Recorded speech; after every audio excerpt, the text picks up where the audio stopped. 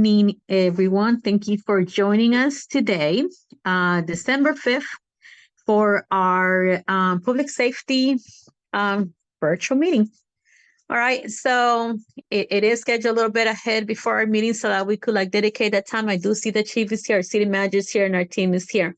All right, so we're going to go through the agenda, then also the rules of the quorum when it comes to the meeting in order to make sure we're all in the same page. Okay, so I'd like to call this meeting to order at 6:02 p.m. today, Tuesday, December 5th. We're going to do roll call. Luke Chesek. Here. Jared Stolfus. Here. Valerie Woodall. I'm here. Danielle Carr. Okay, and I'm here. Danielle, if you're saying here, we cannot hear you. So at this point, unless something changes, is all four of us are here. Do you hear me? Okay, so moving on to review of the agenda. Yeah, we heard you. Mayor, We heard you, Danielle. Thank you, Danielle. Can you guys I can hear you guys if all you guys are talking. So if you guys want to run the meeting, please let me know. I'm happy to let you guys do this. I was just pointing out that Danielle had said. I understand that, but you guys have to wait for me to go when I call the next item. In the past, it's like the person just types it in and we announce them, All right, moving on to item number 2, review the agenda. Vice Mayor, can you please review the agenda? Sure. 1, call to order. 2, review of agenda. 3, public meeting regarding public safety in the city. The Chief of Police, Linwood Alston, will give an update on public safety in the city. 4, questions and answers. 5, adjournment. All right, thank you so much. Is there anything you guys, it's a public hearing, so at this point, it's just more of a listening session than anything, so I don't think we have to approve the agenda, but it's there. So Melissa, can you go to the rules for the hearing so I could read through the sentence so I don't miss anything? Thank you so much. All right, so Mayor and Council invite you to welcome to public comments. And the presiding officer recognized, in this case is me. Please introduce yourself, spelling your last name for a recording purpose, and give the name of your street and block number, 4300 block of 34th Street. Public comments has a limit of 3 minutes per speaker, unless otherwise agreed by Mayor and Council. But in this case, we have agreed to 3 minutes. While speaking, please remain courteous tone and avoid personal attacks. If you wish to lodge a complaint about the performance or conduct of a city employee, please bring the concern's attention to the city manager, who will look into the matters and responds to you. As a courtesy to other residents of business, the council requests that the speakers does not use a specific address or names of individuals when describing a situation or making a complaint. Knowing that block is preferred over a specific address, code compliance and public safety issues should be first brought to the attention of the appropriate departments or one of your mayor or council members. So we need to edit that one, Melissa. Okay. You have the extra note right there. Okay. So when it comes to tonight, we're going to have the chief and his team give a presentation, followed by Q&A. I see Chief Alston is here. Chief Alston, who else is here from your team? It's just me, Mayor. Okay, perfect. Thank you so much, Chief. I just wanted to make sure to acknowledge it was the other ones. If anybody else from the team was here. All right, our city manager is also here. Hi, Mr. Kamali. Hello, Mayor. And Perfect. hello. Thank you so much, Mr. Kamali. Okay, Chief, I'm going to give the floor to you to proceed when it comes to report for public safety, to give us an update or any update that we have since our last meeting. I think it's about 3 weeks ago or something along those lines.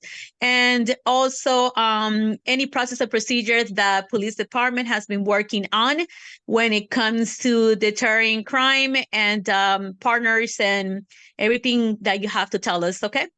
And just a reminder for the public, the police reports are in our city website at rainiermd.org. They've been posted there quite a bit. So we're being very transparent about what's going on in the city to keep people informed and where they could be finding that information. All right, Chief, the floor is yours. And go ahead. Okay, thank you, Mayor, City Manager and Council. Thank you, members of the public, for being here with us tonight. Look forward to our discussion on public safety in our city. I'm going to discuss some of the crime incidents that have occurred in our city. And also I'm going to detail some of the incidents that have happened in our surrounding areas as well. Preventing crime before it happens is an important part of law enforcement agencies. I'm going to go over some of our practices and strategies as well. Can you all see the screen clearly? We could see that sidebar, Chief. If you could read the sidebar and center it, will be easier for us. Yeah, I'm not sure why it's like pulling towards, in my end, it's pulling towards the left, at least from what I can see. Yeah, that's what I'm seeing now too. Let me see if we can get, is that There better? you go. Okay, that's a lot Yeah, better. it is. It is Good. better. I mean, if you could maximize it just a little bit, it definitely will help. There you go. Thank you. Okay, sure.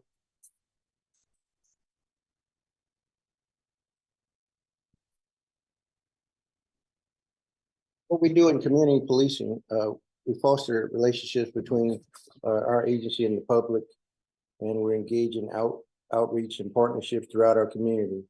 And this helps us address some of the underlying issues that lead to crime. Intelligence gathering. We collect and analyze data. We look at trends. We look at patterns and hotspots throughout our community. It helps us to allocate our resources in the target areas where we may have criminal activity.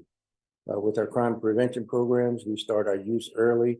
We have our Youth Explorers program, which is really phenomenal for our region, to have over 40 children that we're able to positively affect day in and day out. Predictive policing. We use data-driven predictive models to anticipate where and when crimes are likely to occur. This allows us to deploy officers proactively to deter criminal activity. What we've been doing in light of recent incidents is running overtime for our team, overlap shifts. Just last Friday, I was out with the team. We had so many incidents around our district occurring, but none happening in our city. So our proactive approaches are working.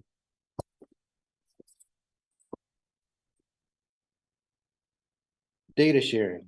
We share information and collaborate with our neighboring law enforcement agencies. Every month we have a regional investigators task force meeting that our detectives actually attend and bring back and share information of some of our incidents that occur in our city. Training and education. We invest in ongoing training and education for our officers so they can stay updated with best practices and emerging trends and technology related to crime prevention.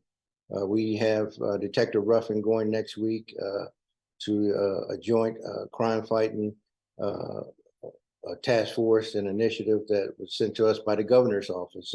All expenses paid trip for him to give some of the information to our partners throughout the country of what we've been having in our areas and things that they've done to combat some of the things they've had. Resources and funding. We want to discuss some of the challenges related to law enforcement during this era.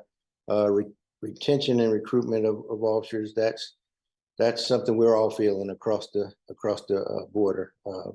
So that's something we'll continually work on. Community outreach and support.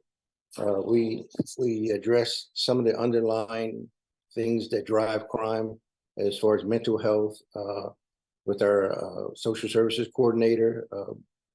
Many times we see that we can't arrest our way out of mental health issues. We have to deal with them head on. So many times when we have individuals who may have mental health issues that are arrested, our team follows up to see if we can get them into what we call mental health court so that they can get the help that they desperately need. Long-term planning. Our department is not just focused on short-term solutions. We're actively engaged in long-term planning to create a safer community for us all.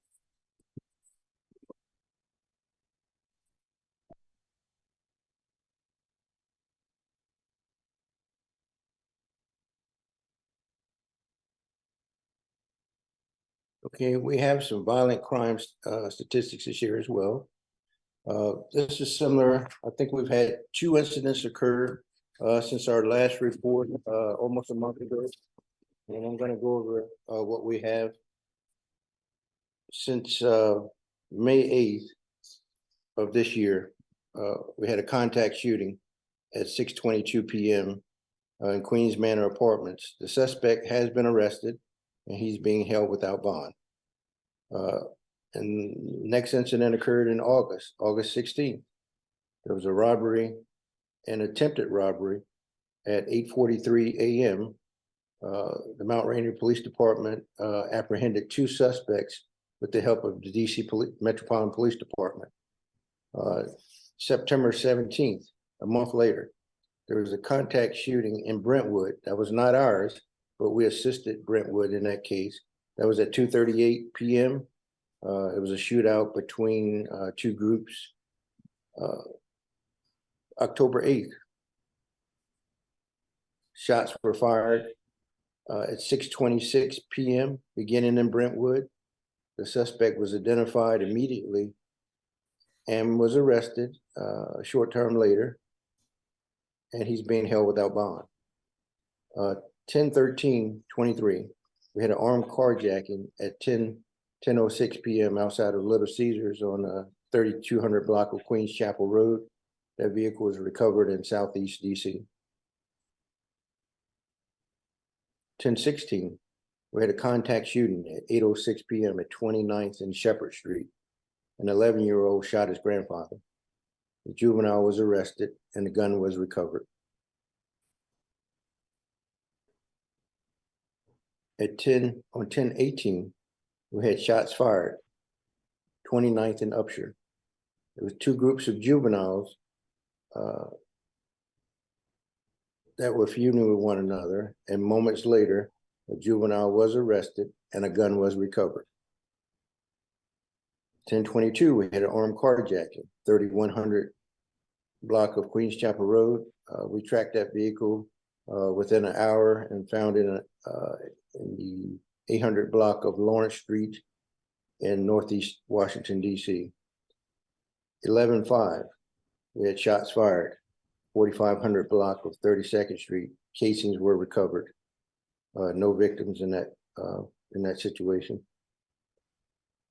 11/9, we had a carjacking at 12:30 p.m. in the 3800 block of 34th Street. Vehicle was recovered the next day in Washington, D.C. Juvenile suspects were arrested and charges are pending. Most recently, we had a carjacking and shooting at 4:10 p.m. in the 2700 block of Arundel Road. The vehicle has been recovered, was recovered Friday in Alexandria, Virginia, around about 4 o'clock in the morning. And it has been processed for evidence by our detectives. In our recent crime stats, we've seen make sure you can see this clearly. We've seen a huge rise in motor vehicle thefts, and this has been so across the region. Aggravated assault, we've had 33 year to date. Carjackings were at 9 in comparison to 3 last year, 12 the year before in 2021, and 36 in 2020. Robberies are down. We've had 16 year to date. Theft from motor vehicles has been up as well, and vehicle and property related crimes.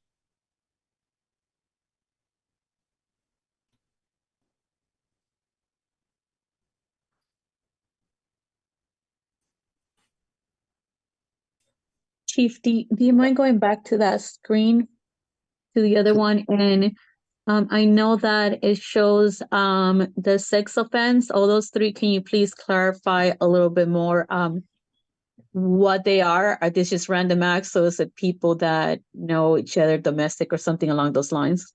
Good question, Mayor. Each of these sex offenses that we have been investigating were people who were known to the victims.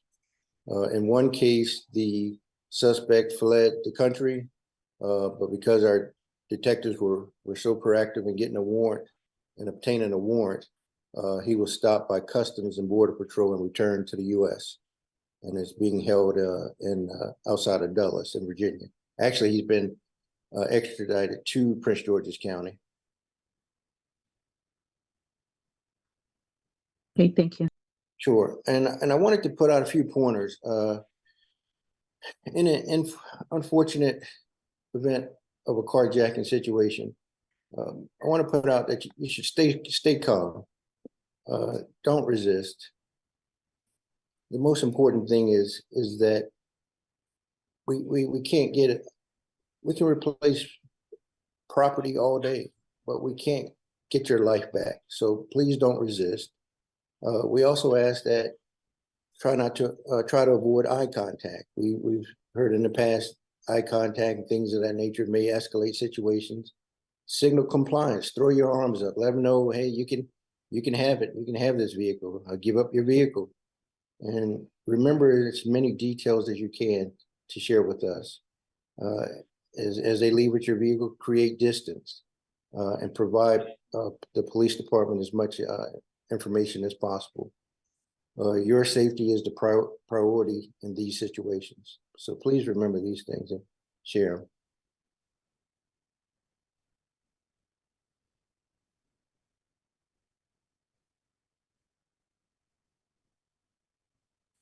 By employing a combination of these strategies and maintaining open communication with the community, we can work towards reducing crime and creating a safer environment for our city. I'll now open up for questions.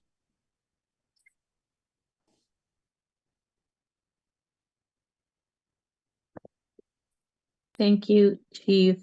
Okay, so I know we discussed the rules of the court when we started. So I did see somebody typing something in the chat. I need to make sure that name, last name, block number, and street are addressed and read into the record. And if your name is there, I have to read it. That's basically what is being asked. So if you just want me to read it, read. And if you want me to call upon you, just, put the information out and I'll call upon you, okay?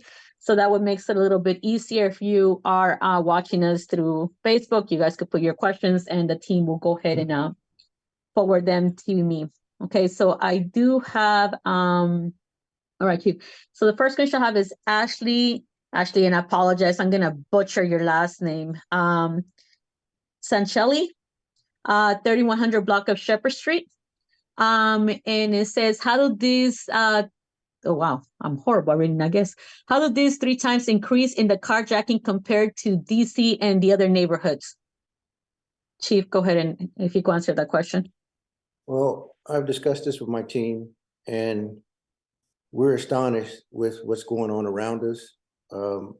We believe due to our proactive patrolling, our deterrent activities, that we just don't have the volume of carjackings and violent offenses that our region is seeing. Friday night, for instance, when we were all out on patrol, within minutes, 4 to 5 incidents came out throughout District 1. That's the district that Mount Rainier falls in. Those incidences were occurring in Hyattsville, citizen armed robberies at ATM, carjackings. We do believe that our 2 suspects in our last incident on the 29th are still engaging in these carjacking activities, but they're just haven't been back in our city with that mode of operation. So I guess to address the question, Chief, does this mean that our numbers are lower than DC and the region around? Is that more or less what we're stating? Yes, ma'am. I think that was We're much lower. Yes, ma'am. And if I can give you, for instance, I think I have some stats here from Prince George's County.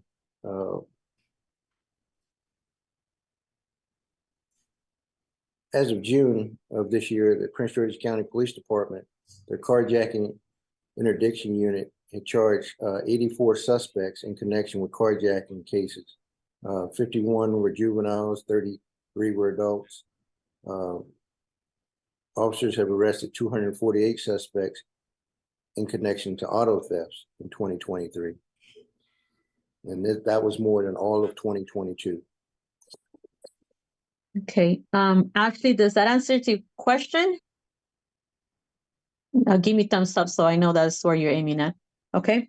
Moving on to, I have Bob Vanderbilt from 3000 block of 31st Street. Okay, thank you for answering, Ashley. I appreciate it. Okay, Bob, the floor is yours. Go ahead. Hi, Mayor, and hi, Chief. Thanks for being here. I have like a kind of a two-part question. When you showed the map of Mount Rainier, it seemed that crime was fairly evenly spread out. I'm just curious if there are any like hot spots to avoid. That's part A of my question. And part B is, I don't know if you can answer this or if this is a question for later, but when the mayor and city council look at the budget, is there a comparison that's done that looks at getting additional police versus overtime? Because sometimes just adding overtime might be not the most cost efficient way. Those are my questions. Thank you. Thank you, Bob. Go ahead, Chief. Thank you, Bob. To answer your question about hotspots, as you saw on that map, we're seeing that these individuals are entering our city in different routes, looking for crimes of opportunity. We may focus on 34th Street, 3800 block, because we most recently had carjacking there, and then the carjacking may come out in the Queenstown or Queens Manor area. So we're proactively patrolling. We're looking at every spot that we've had any incident as a target area that we'll look at. So quite possibly while we're patrolling another area, but as we've seen, we haven't had many incidents, even though they've seemed like a lot in such recent times. To answer your question, your budget question, each year I'm able to present to the mayor and council what our needs are as far as policing. And they have been very proactive in trusting what we need as far as policing and equipment. And as I said earlier, recruitment and retention is really difficult in this field. Not many people want to be a part of law enforcement. So we're trying to find innovative ways to attract individuals to our field. And as you said, maybe more cost effective to have officers on, but we have to find them. Thank you. And I was going to ask you if that answered your question, Bob. Perfect. Yeah. So I think that also to point out is like they're hard working or trying to recruit officers, and not just Mount Rainier police, but also the various municipalities around. So when you have a backing of everybody trying to hire good officers in the whole entire state, it becomes very hard, very competitive as the number of officers, continue to continue to reduce. So it's a multiple way of challenge, but definitely they've gone to various locations, to the academies and stuff like that to recruit. So they've gone above and beyond trying to recruit. And we have brought in how many new officers, Chief, that recently have joined us? We've recently had 4 new hires, Mayor. All 4 out of the police academy. The city has sponsored at least 1, and we're currently looking for laterals. Those are the ones that laterals come from other agencies, but one of our biggest things is we have to be competitive because the ones that we put through the academy, we put them in a contract agreement with us, and we know they're going to be here with us for a few years at least. But the ones that are laterals, we really want to attract those. Yeah, it becomes a challenge because that means you also have to very nicely poach from other cities, and that's a challenge, I will tell you. Okay, so Thank you so much, Chief, for that. And Baba, hopefully that answers a little bit more of your question as well. All right, so I have Joe Brewer for 100,000 block of 31st Street. Joe, the mic is yours. The floor. Good evening. Thank you, Mayor. And good evening, all the council. Thank you for attending. And Chief, appreciate all the hard work to you and your team. I can't even fathom the job that you do. So first and foremost, please know that certainly appreciate you. You've seen the emails that I've sent and stuff like that. There's obviously concern. My family and I have had to kind of change our routine within the neighborhood. My wife and I used to go for evening walks. We've now ceased from doing that just because we're not comfortable. We're unsure of the neighborhood, even though we've been residents here for 15 years. And I grew up as a teenager working for Joe's Movement Emporium, so I'm very familiar with the neighborhood. I used to always I'd review like my Ring camera footage overnight and everything, and would always see like an officer that had driven past at least maybe once on patrol overnight. And I got to say, over the last few months, I don't see those observations recorded on my camera anymore. I don't physically see officers coming down Cedar Lane Alley or 35th Street nearly as often. It's almost like once a week or maybe less that I see an officer. Honestly, I see your SUV more than any of the officers, which I do appreciate. But it's concerning. We're seriously considering moving out of the area, and that would not only upend just changing houses, it would be a change in my job, my wife's job, our children's school, and it's not really something that we want to do. But I think like some other residents in the city, they would also say that they're considering leaving the neighborhood because it's scary not to know, whether or not you're safe and whether or not you can walk in the evening for an evening stroll, let alone during the day, because we're having crimes take place in broad daylight that are literally within hundreds of feet of my home and obviously everyone else's home. How many officers are on patrol during a shift? And are the officers that we've hired, the 4 new ones, are those replacing existing officers, or have we added to the force? Are we increasing the ability to have more officers available to assist? The shifts run 12 hours, 24 hours a day. We have 2 to 3 officers on patrol at any given time. The new officers are replacing, some of them are replacing officers who have moved on. So we're still looking for more officers to employ as well. There's also a position open for lieutenant as well. But to touch base on what you said as far as safety of the community, we're sharing your concerns. I've put out a mandate that every street in our city will be hit twice, at least twice in each shift by each officer. So if there are 3 officers on, I expect them to have gone on your street 6 times. If there are 2 officers on, I've expected them to be on your street and every street 4 times. So those are small mandates that I've put out as far as visibility. And as I look at, we never use an excuse that crime is everywhere. If you leave our city and move to Hyattsville, their crime is worse. Brentwood is worse. But what we're doing is focusing on lessening and making it our city a harder target for those who want to come in and victimize our residents. That's our focus, is to make our city a harder target. So we can't, as you know, we can't be everywhere. Even if we had a force and could afford a force of 6 officers on every shift, we still will have things that may occur. And we know we're not immune to criminal acts, but we do ask you to, from time to time, change up your routines. And these are things and still remain vigilant.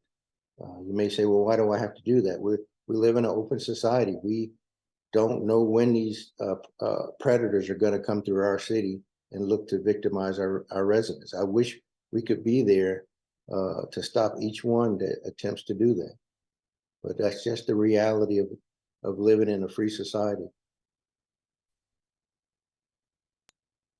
Okay, thank you, Chief. Joe, does that answer your question? Yes, thank you. All right, perfect. Thank you for joining us tonight as well.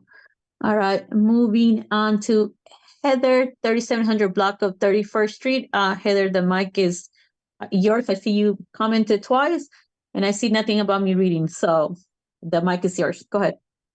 Well, the floor is yours. Apology.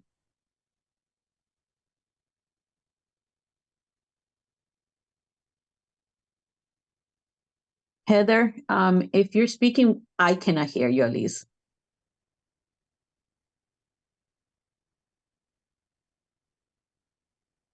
Mayor, I think she typed them out so that you could read them. You had said that earlier. I said that if somebody writes the word read, I will read them. If not, they're just there.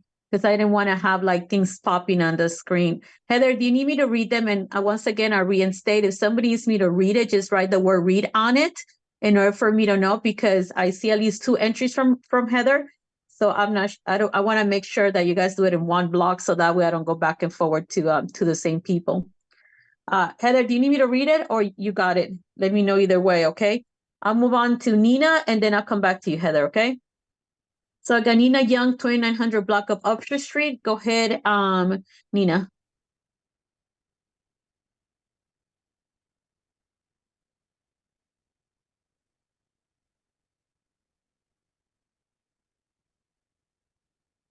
Nina, I cannot hear you. So can anybody else hear her? I need to shake your head either way, with whatever you guys. I cannot. Okay, thank you, I do Jerry. not hear her. Hear me now? We could hear you some. Yes, go ahead. Yes. Okay, so I'm gonna lean down more toward my speaker or my microphone. So Chief, thank you very much for your presentation, for what you're doing for your department. I've lived here since 2015. I've definitely seen an increase in crime. Across the street from where I live, the car was broken into twice. The residents there are leaving. Half a block away, an individual had his car stolen. And of course, you covered the shooting on the 2900 block of Upshur. I have personally been threatened by an individual that's well known in the neighborhood on several occasions, who has stolen property on Upshur Street from 2 houses, has threatened individuals. I understand what you were saying about the difficulties with dealing with individuals. You can't arrest your way out of mental illness. But I think what I'm not hearing from our discussion tonight that I was really looking for, and perhaps you've been giving snippets of it in your response to questions, is what is the plan to deal with individuals that are well known to the town that have these problems, but also this more violent crime that we're seeing an uptick in terms of car theft, shootings, gunshots, those types of things. I heard you say something about putting on patrols more often, but I, like Joe, I'm not seeing the patrols go by, and I'm on a very busy part of Upshur. And when I asked to be seen by the police in the incident where I was threatened, I didn't see them until 2 hours later, until 11:30 at night, after I had closed down my house, which I thought was a little bit odd. And so I'm just looking for what's your plan to address what is clearly, by your statistics, an increase in crime in Mount Rainier. Thank you. Thank you. Thank you for that. And I certainly appreciate what you've brought to us this evening. Clearly, our focus is to be a deterrent. And the best way to be a deterrent is by proactively patrolling. You're not seeing our patrols. I'm out patrolling as well. One thing that I have to do is inspect what I expect for my team. And that's what we're doing. We have checks and balances that will allow us to make sure that we're actively patrolling. Not only the patrol segment, but we have an investigative team that's out gathering information on instances that are shutting down many instances before they even happen that you never even know about. These are things that when I brag about that we don't have the crime that our neighbors have, we do have crime. We're not immune to crime, but the proactive approaches that we're having as far as investigators, years ago when we had the rash of carjackings, we had 100% closure rate. Our city detectives led the county in bringing these individuals to justice. It's a lot of things that we're doing, some of which I can't give you because it's actually surveillance techniques that we're putting together and that we have put out. When we're out saturating and doing carjacking suppression, as we did Friday night, we had it happening all over our Regency. We're at each of our entry points waiting for them to come through our city. We had no incidents. And those are the type of approaches, hoping that's giving you more detail. And then your incident that you mentioned where it took the officer 2 hours to come back, I followed up on that and actually had that officer go back out because we dispatched did not relay that to our police officers when they responded to move that individual from your property. That individual that you're mentioning, our social services coordinator is actively working with him and working with his caseworker and also his caregivers that he has in our city. Because what we're doing now is looking to see if they're doing what they're supposed to be doing for this individual. Because we can't just kidnap him and take him out of our city. We have to try to get him the help that he needs. So I hope that answers some of your question.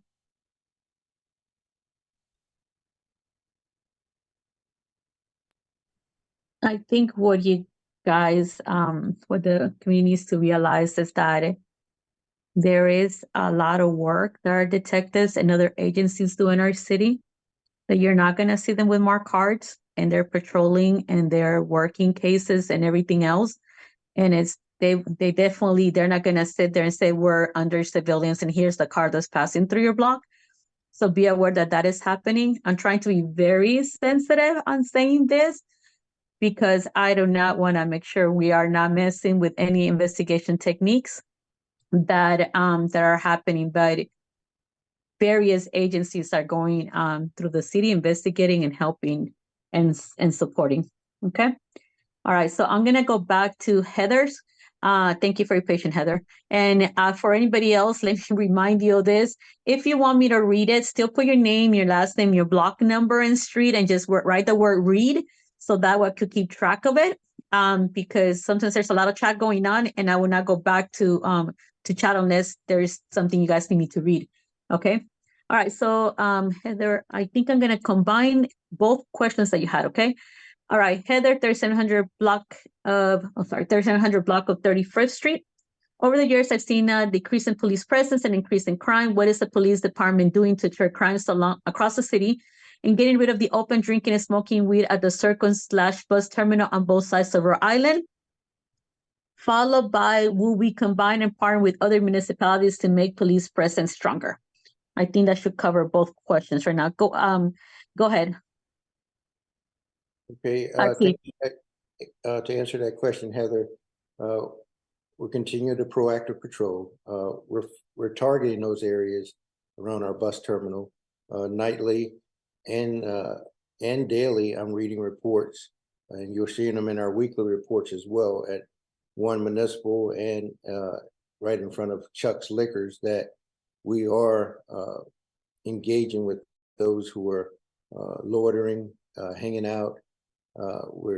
We're actively running them to make sure that they're not wanted. Some of them have been arrested because they had open warrants. So we are moving them along. We're stopping them as we approach them. If they're drinking, we're moving them along.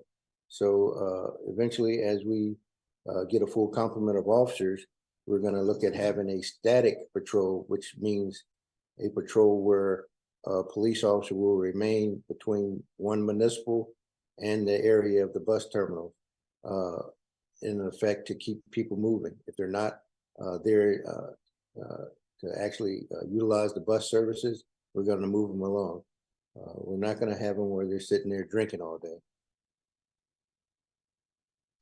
And Chief, can you also bring up the fact that some of those cases are also referred to a social service coordinator as well?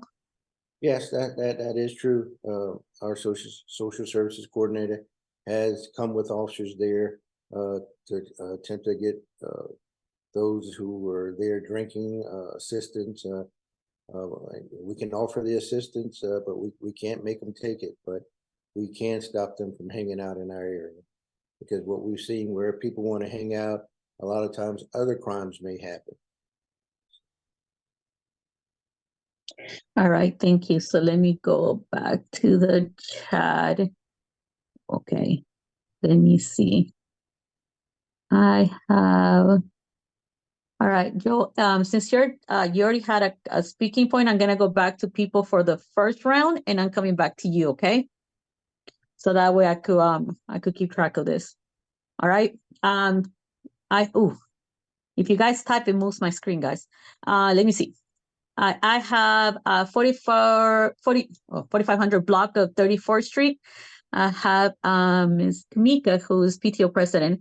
Are there any updates or additional information on crossing guards for the current 2 community schools or any additional support possible? Chief, you wanna take that question? And actually the cross guards support letters in our regular meeting, Kamika, thank you for signing, and also Mount Rainier Elementary and the various PTO schools through Route 1, including also added also Cesar Chavez and a couple more. Go on, Chief. Yes, let me answer. Last meeting, I sit on the executive board of the Police Chiefs Association for Prince George's County. I had a conversation or a mode that I brought up in terms of what's the county going to do to help support our city and our other cities in terms of crossing guards. So they advised, of course, there's a shortage across the county. So I asked, would they be willing to train volunteers in the city of Mount Rainier? If we had volunteers who wanted to assist at our 2 schools, would they be willing to train them? So the assistant chief of Prince George's County advised me they would be willing to train volunteers for us. Also, I brought up the fact that we would look at want to also hire those volunteers, and we would seek reimbursement from Prince George's County as well. So that's something that they're willing to entertain. So I think the letter that you'll be talking about coming up in the next meeting will be something that will start that ball rolling as well. Thank you, Chief. Can you also discuss what is our cross guard detail that we've been working on for months? Because this is something that the city of Mount Rainier has done a lot of work. And I know we're coordinating with Brentwood. Brentwood mainly takes care of Thomas Stone unless they have vacation. And then Mount Rainier takes care of Mount Rainier Elementary if there's no call. Yes, ma'am. What we've been doing, if the officers aren't on the calls for services, they're working crossing guard duties, definitely at Mount Rainier Elementary in the morning and the afternoon. They may be assisting at Thomas Stone as needed. And I do know when school started back for 1 month, we ran overtime to make sure that we covered both schools with Mount Rainier police officers. Also, I've run a report that I'll be releasing to mayor and council and city manager soon that shows all the hours we've done over the past few years of crossing guard duties for both schools. So that's something that can really show that our commitment to assist in this endeavor. Perfect, thank you. I know both Valerie and myself, Councilmember Woodall, and myself being the liaisons for the schools have definitely requested. Thank you for working on that. And the other thing to point out, to add to what Chief just said, any background for those volunteers is going to go to the county. Some of us, including myself, are volunteer verified through the schools. and you have to go through a whole entire training, background check, and everything else, and the schools are going to have to take care of that to make sure that whoever goes through that training, it is cleared by the schools to be a volunteer. And in order for us to be able to address what is required for any city or any school volunteer, even in the basic lane when it comes to cross-guard or it comes to like interacting with kids, because as you guys know, interacting with kids is a very important thing for all of us. So want to make sure that those steps are taken, and the schools definitely seriously take what our requirements are for volunteers. So that definitely is going to be part of like any proposal that's put in front of us to make sure that they clear through PGCPS clearance before they could even go out there, not just the training. Okay. All right. Moving on to the next one. I have Abby going, 3100 block of Webster. I joined late, apologies, it's covered, but can you share more about coordination with neighboring jurisdictions? Go ahead, Chief. Sure, Mayor. One of the good things we've had is support of our neighboring communities for our crime fighting efforts. The night we had the juvenile out who had just committed the offense, we had so many agencies: Prince George's County, Hyattsville, Brentwood, Cottage City, Colmore Manor out assisting us in canvassing. For our most recent incident, we had other neighbors come out to assist us. So this has been a force multiplier for us. Some of those agencies aren't 24 hours a day. So, but as they are able to come over and assist, they've been great. They've been excellent, as I said earlier, with our regional task force meetings and sharing information. Sometimes we find out we're looking for the same predators. They're leaving our city or coming through our city, and they're committing those same offenses in our neighboring communities. And we have MOUs with all the municipalities you could think of around us, and also a little bit further away, but also with the sheriff, the county. We work with the FBI and everybody else that you can think of. So all of them are anybody they could potentially think of, they're our partners. So that is various work that's happening and collaboration that's happening. Correct, Chief? I think I just gave a very big generic, but basically it's everybody they could think of. We have MOUs of partnership that we're working with, are collaborating. Yes, ma'am. And I don't want to overstate the help of our federal partners. Have been great. ATF has been incredible when we've recovered shell casings. It's so much of what they're doing to cut the time. I mean, literally, we were getting returns on shell casings within a few days, whether or not that was a part of another incident that helps us to bring in a more investigative light on other situations and tie things together. So it's a lot that our federal partners are doing with our municipality. All right, thank you, Chief. I have Neil Ben. Oh, hold on, you guys. When you guys tap, you guys move me everywhere. Okay, Neil Bennett, 3400 block of 30th Street, and he wants me to read the. They want me to read the question. What carjacking tips do you have for parents that are driving with children in the back seat? I worry that someone will feel like a parent will be escalating if they're trying/asking to get their kid from the car.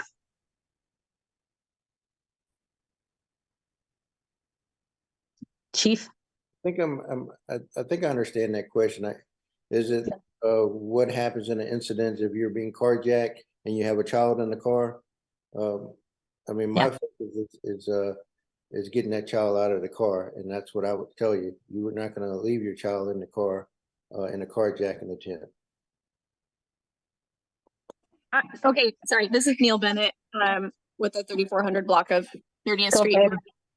So I just want to clarify on that question. So, right, I mean, I understand and I agree that, and I'm sorry, my toddler is screaming in the background. I mean, I understand and I agree that, you know, you would try to get your child out of the car as quickly as possible, but like are there any tips that you have for not making the person feel like you're trying to escalate the situation in retrieving your child from the car, because they're in the back seat, they're strapped in a car seat. Like, you can't just, like, I don't want to exit the car unless I have my kid in my arms. And so what tips do you have for that, I guess? Thank you. Go ahead, Chief. Yeah, the biggest thing I would say in that situation would be to yell, my child, something to that effect. Let them know you have your, as I said earlier, you have your hands up, but you have to get your child. Every incident is different. We don't know the mindset of those carjackers, but my focus and what I would refer is to definitely focus on yelling my child.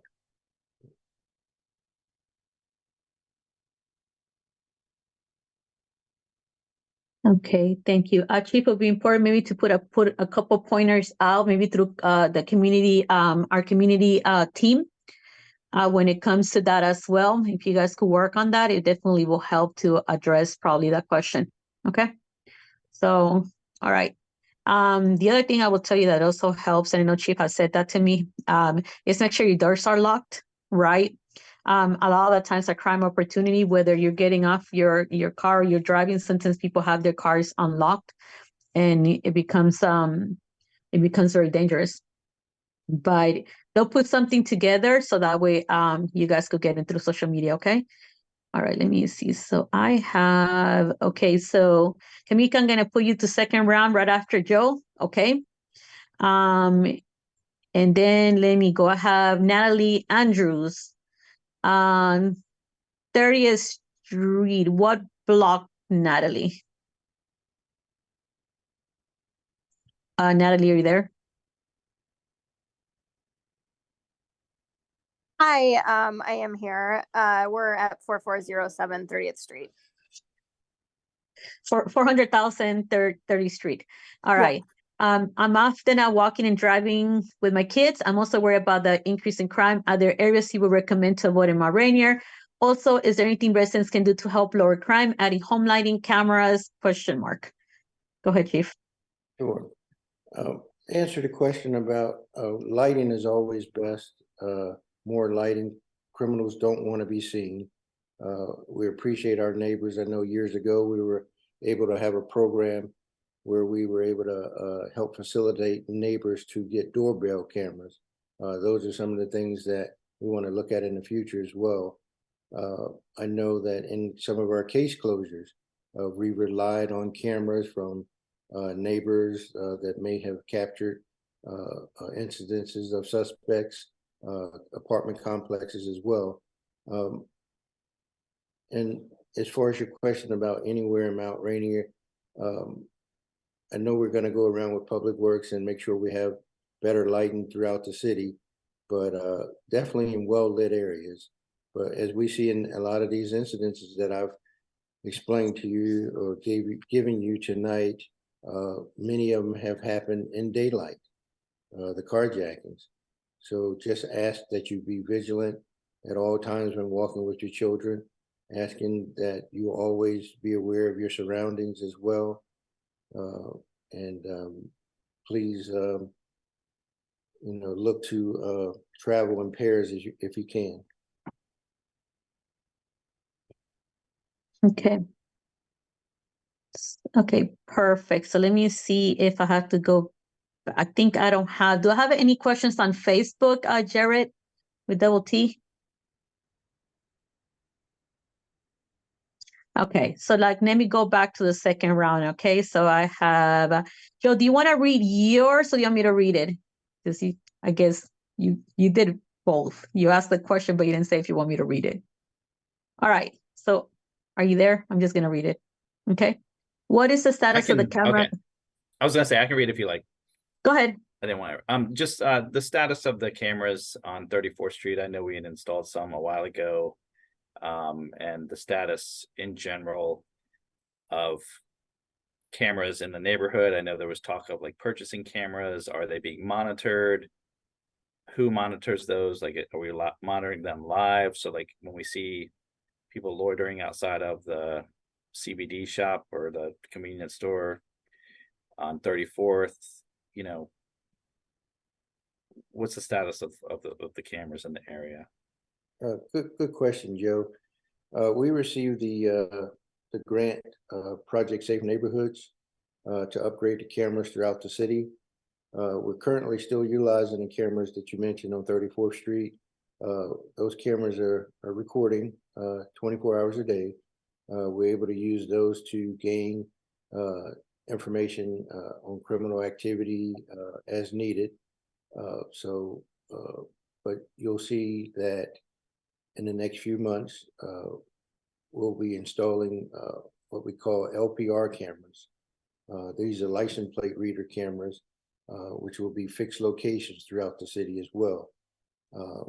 In combination with the LPR cameras, we'll also be installing artificial intelligence cameras, which will actually learn individuals. If we had a suspect that has on a yellow hoodie, we can actually program those cameras to scan each system for those individuals.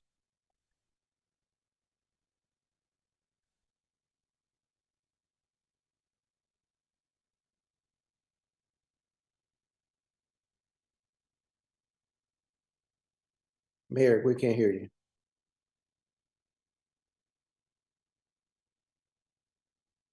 I am sorry, I muted my mic and this is what happens, right? All right, hold on 1 second. Okay, I have 4000 block of 34th Street, Ms. Kamika PTO President. Any mayor plans for increasing community policing? What are some of the barriers MRPD's experience with police community relationships, and what steps can be taken to eliminate them? Go ahead. Well, one thing I want to say is our officers, you see our slogan is caring for our community. Our officers truly care for our community. And I see this in each of our community events. We're bridging those gaps. You know, where our community that we've seen in recent incidences feel comfortable to come out and talk with us, to share information. Some of them have been witnesses who trust that we will, keep them in confidence as well. So that collaboration with our community has been great. Our collaboration with our young children and our Youth Explorers program has been phenomenal, building our young leaders for tomorrow. I've been so proud of them in so many of our recent programs. Last Saturday, we had our second annual Shop with a Cop, where we took 10 children, 20 children, 10 from Mount Rainier Elementary School and 10 from Thomas Stone on a shopping spree. So that was wonderful. And then the city accommodated us and paid for lunch for the children once we returned, and we wrapped the gifts for them. So these small things that we do in our community to show that we care, and the collaborative efforts in building trust and building legitimacy in our community, it goes a long way. The culture that we're developing with our police officers is one that they're approachable. When you see me, you can talk to me. When you see my officers, I want you to feel like you can talk to them and that you can share your concerns with anything. Because when we look at a rise of crime, what better way to counter it than to collaborate together? I need everyone as partners in this fight against criminal activity in our community. That's something we're going to continue to focus on. Hey, thank you, Chief. I have one last question. It says from Heather, 3700 Rock of 31st Street, can we extend community volunteer activities to our youth teams who are not part of the Explorer? I think it's a 2-question answer, Heather. If you reach out to communications, Melissa's team as well, they have opportunities for kids to volunteer. If it's heavily within something that Explorers have trained, the answer will be no, because the Explorers meet every Tuesday and they go to various training when it comes to traffic, when it comes to AYC, that'll be limited. But yeah, through the city office, Melissa, do you know out of the top of the head, can it be you or Pink, who they need to reach out to volunteer with the city? They could reach out to Pink. So communications@mountRainierMD.org, correct? Yes. If not, Heather, shoot me an email and I'll put you in contact with them. But usually when we have like teens that volunteer, either we're having an event on Saturday for toys and breakfast toys and with Santa and photo with Santa, you could reach out and we take volunteers that are also outside the explorers to help out. So there's different functions that they could do that doesn't really tie. If there's something like more related, let's say like for the 5K, the kids are trained to monitor certain things, although an office is there, that's some of the extra training that they have taken to make sure they're safe in their surrounding, but also working with the officers. I'm correct, right, Chief? Yes, ma'am, you're correct. Okay. Perfect. Thank you so much. And to expand on what Chief was saying, the police department has activities, I think maybe 6, maybe 7 activities through the year to be able to build community and at the same time be able to like get to know the officers and speak to them. Right. And aside from that, they had thank you, Councilmember Woodall, for bringing this up to me. Shop with a Cop. Coffee with a Cop in October. To also have like, people come over, have a cup of coffee and a discussion with them. I know that through Mr. Kamali and the Chief are working on going back to what we used to have, at least like two meetings a year, aside from the Chief coming to our chamber, to the council twice a year anyway. So that way he gives the report, the information, aside for the weekly reports that are being posted. So that way they also have FaceTime with the community. But I know in the past I've done at least 1 or 2 coffee with the cops, right? To allow also face-to-face interaction with the police officers and the community at large. I think I got most of it. So there's a lot of time to interact with them and also make sure that you could outreach to their team and obviously to any of us if there's anything else. All right, Chief, I'm gonna let you do any closing remarks, if anything else that needs to be, and I'll go ahead and close. So I did receive a question in Spanish that says from Rosa. So I'm going to talk to her in Spanish and I'll translate into English. Era información de que está haciendo el Departamento de Policía, trabajando con la comunidad activamente para asegurar que podamos, pues, que se llama, trabajar mejor, pero también para informar a la comunidad. And hold on, I think there's something else that just came through. Okay. Entonces, eso básicamente es lo que es. Okay, so Chief, go ahead and anything else you want to add? Go ahead, and then I'll go to Mr. Kamali. Yes, ma'am, Mayor. It's so important to me when our community members say they don't see the police, they don't see you on their streets. Rest assured, we will be adding checks and balances to make sure that you're seeing us. And one thing I know I've done in my previous agency with tracking and different things that we've done with police cars is we wanted to let our community know that we were being transparent and that we would have people come in and see a police officer hadn't been on my street in weeks. And I'd actually show them GPS showing that officer had been on that street and all of the officers had been on that street. So those are some of the things that are really important to me. So I don't want any community member to ever feel like we're not taking that as an importance that you're not seeing this. Feel free to send me an email if you feel you're not seeing police officers. Contact me directly because I'm going to be transparent with you. I'm going to be where you can reach out to me. I think through my 4.5 years here, whenever a community member has had a concern, has contacted me by voicemail or by email, I've been responsive. So please feel free. I need you to be a part of our solutions because clearly the police can't solve all the woes of society. We need our community to be an active part in our role. If you don't feel we're as visible as we need to be, we want to see what we can do to change those things. So thank you, and thank you for having this discussion, and I welcome another discussion whenever we're all available. Thank you. Perfect. Thank you. I'm gonna read the last two comments before we go through it. Okay.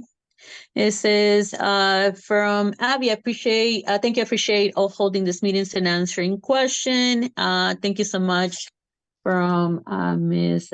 Abigail Hazelwood, one of our wonderful teachers of our local elementary school, Capstone specifically. All right. Okay, he's saying he's at least from Liberty. All right. Sorry, Heather. Heather, you're gonna be banned from like 3 questions. I think we're comparing current presence for the Chief Morgan Community Policing policies where we saw police exchange regularly. I think you guys also realized that Chief Alston came in through COVID time. So there were a lot of police presence in various ways as well, maybe not traditionally as you guys think it was. But also do remember that Chief Alston was also worked under Chief Morgan at his second in command. So he also helped run those operations as well with Chief Morgan and led many of them. So just keep that in mind. We basically have just came back from how do you call it? From COVID, I think about a year ago or something like that. But they have done the police have done a lot more community policing and more community availability and events and coordinating that has ever done before. But yeah, so Chief Alston back then was also like point to do all that. So he's been highly involved in that as well. All right, perfect. Thank you guys so much. So Council, can you give back the Chief? Can you give back the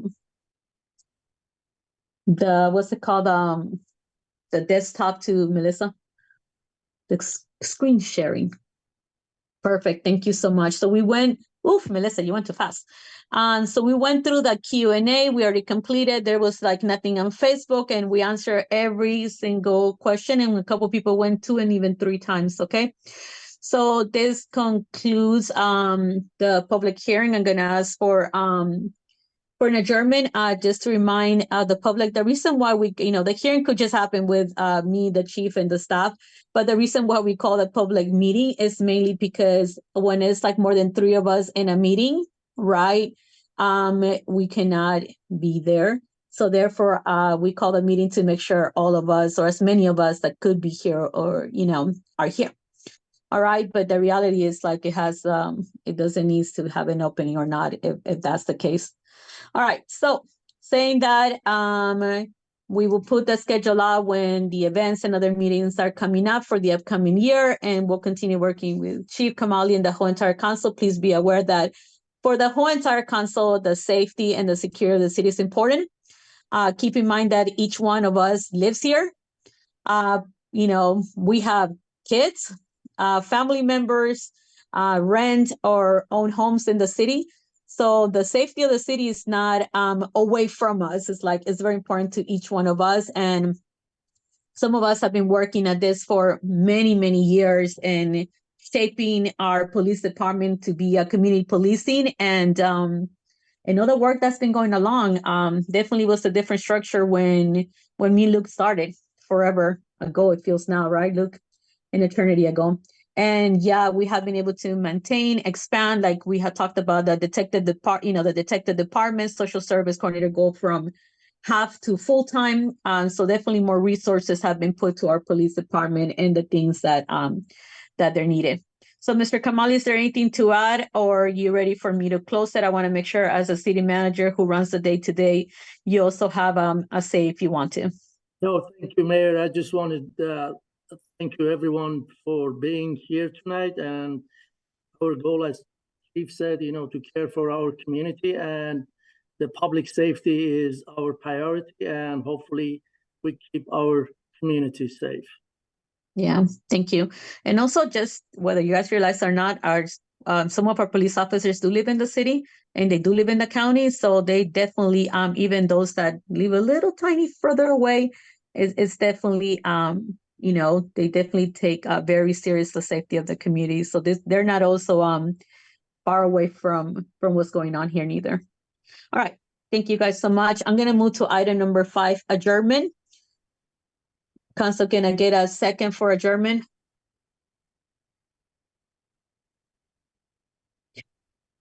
I'll I mean, second it. you guys are welcome to stay here the whole night.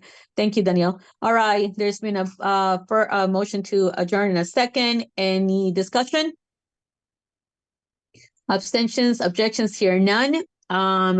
The hearing has come to an end. Thank you, Chief, and thank you to your whole entire team for the work you're doing, as well as our whole entire team, because the whole city works on communication, outreach, and putting information out there. So it definitely is great collaboration all across.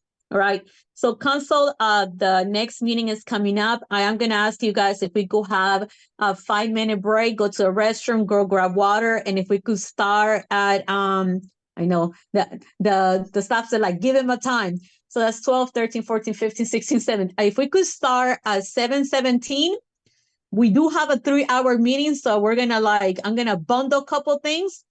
But before that, the first thing I'm gonna ask is that we make sure for the swearing in for the CERT team that we add the name of Paul Ruffins to the agenda to be sworn in with CERT.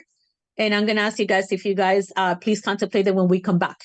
All right, so if we're good, give me thumbs up, and when you will have like Melissa added to the agenda. So I see 3 of us, so everything should be good. So Melissa, move forward to adding it, and when you guys come back, I'll let you guys know what I need. So be back before 7:20. The minute I get 3 of you guys here, we'll work on it. So Vice Mayor, make sure you're here because you have a long agenda to read. And it'll be followed by a closed session. All right, thank you guys. So 7:20 we'll start. Bye.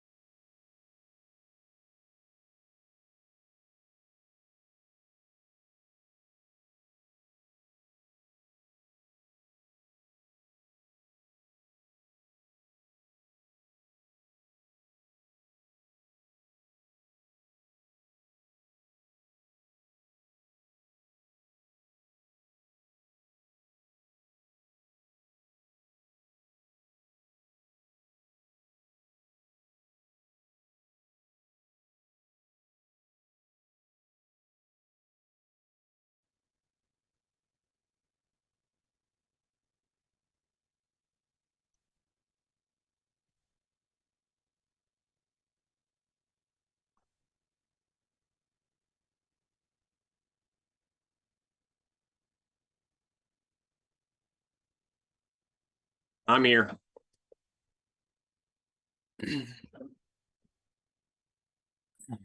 That was fast.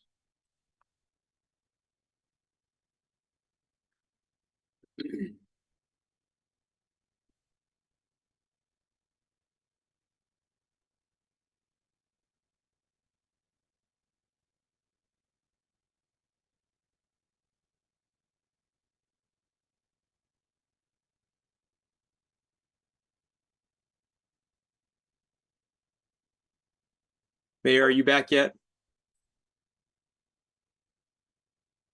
Can folks hear me? Okay, I hear you, Luke. thank you. Yep. All right, we're just waiting on Mayor. Thank you.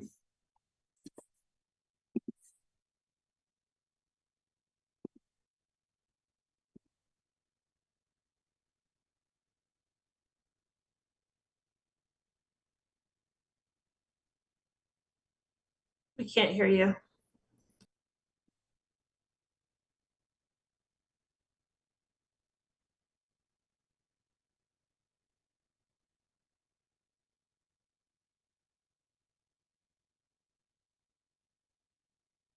We can't hear you.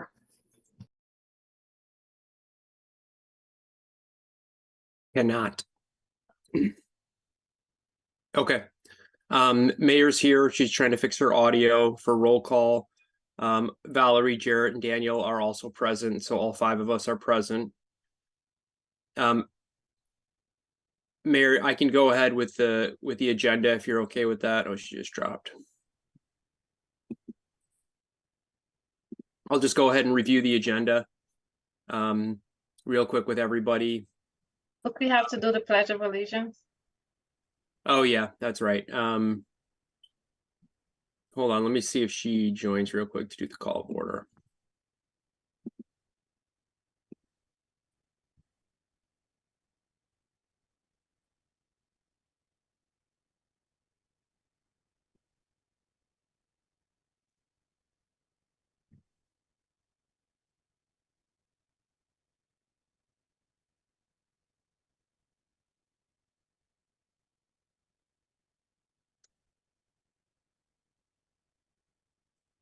Okay, their mayor is joined.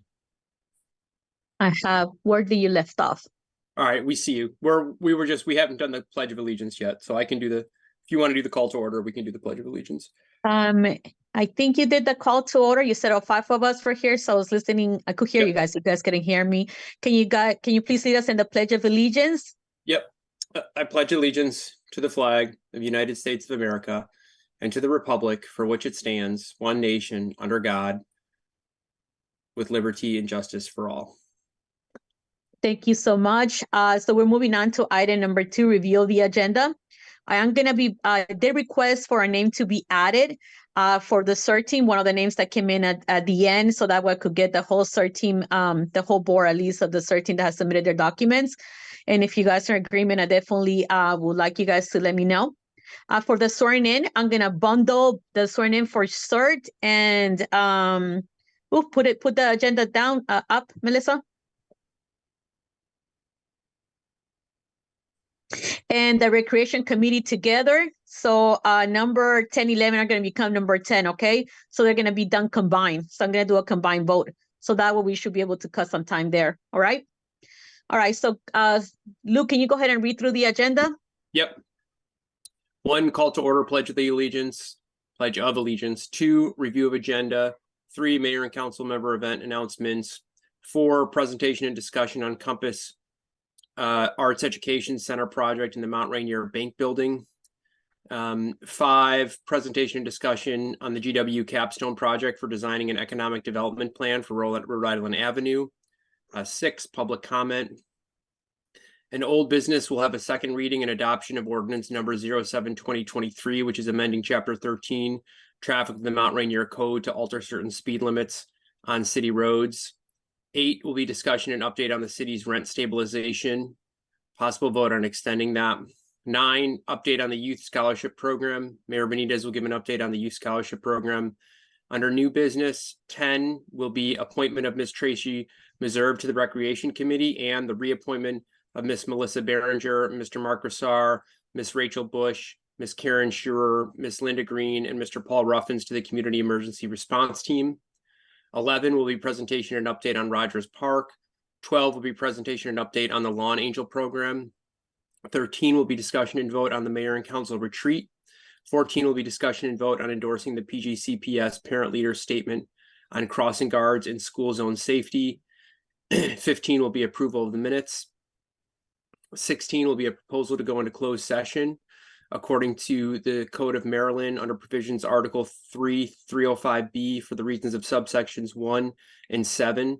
1 is to discuss the appointment, employment, assignment, promotion, discipline, demotion, compensation, removal, resignation, or performance evaluation of appointees, employees, or officials over whom this public body has jurisdiction. Any other personnel matter that affects one or more of these specific individuals. And 7, to consult with counsel to obtain legal advice. And then 17 is adjournment. Thank you so much. I'm going to propose you guys after the first two presentation from Compass and GW, if we could move up the appointment of the 6 different people, so that way we could get them out tonight, because it's going to be a long night. If you guys are in agreement, give me thumbs up, and then we'll move them up, so that way we could appoint them and they could get to do the great work in the rec committee and the starting they're doing. I don't think they need to be staying here until 11 o'clock with us.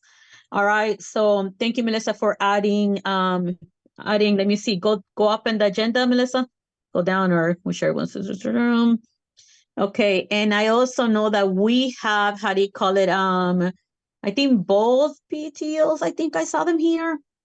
Okay, in case I see, I know the PTO letters later on, in case we need to move it up, we'll move it up, okay? But let me start, if I see thumbs up for everybody agreeing.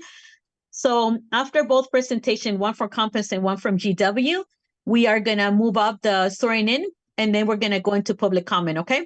Council, we're good? Yes, and we're doing a combined swearing in or appointment. All right, thank you guys so much. All right, so moving on to item number 3, Mayor and Council events and announcements. I'm gonna start with Ward 1, Danielle, followed by Luke, Valerie, followed by Jared. Go on.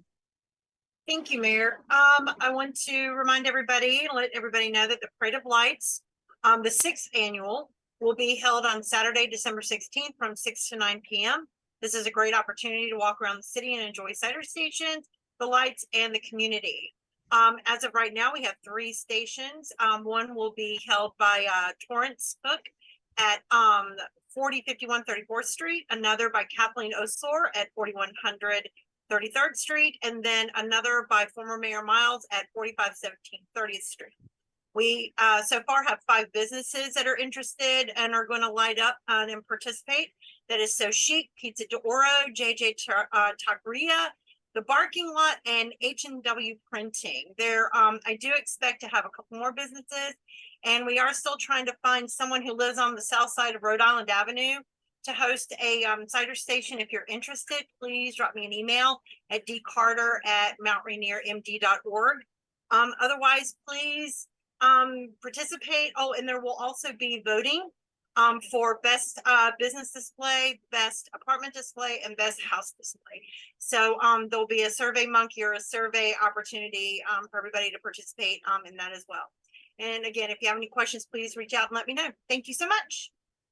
Luke Chesek? No announcements for me. Oh, wait, I do have one announcement.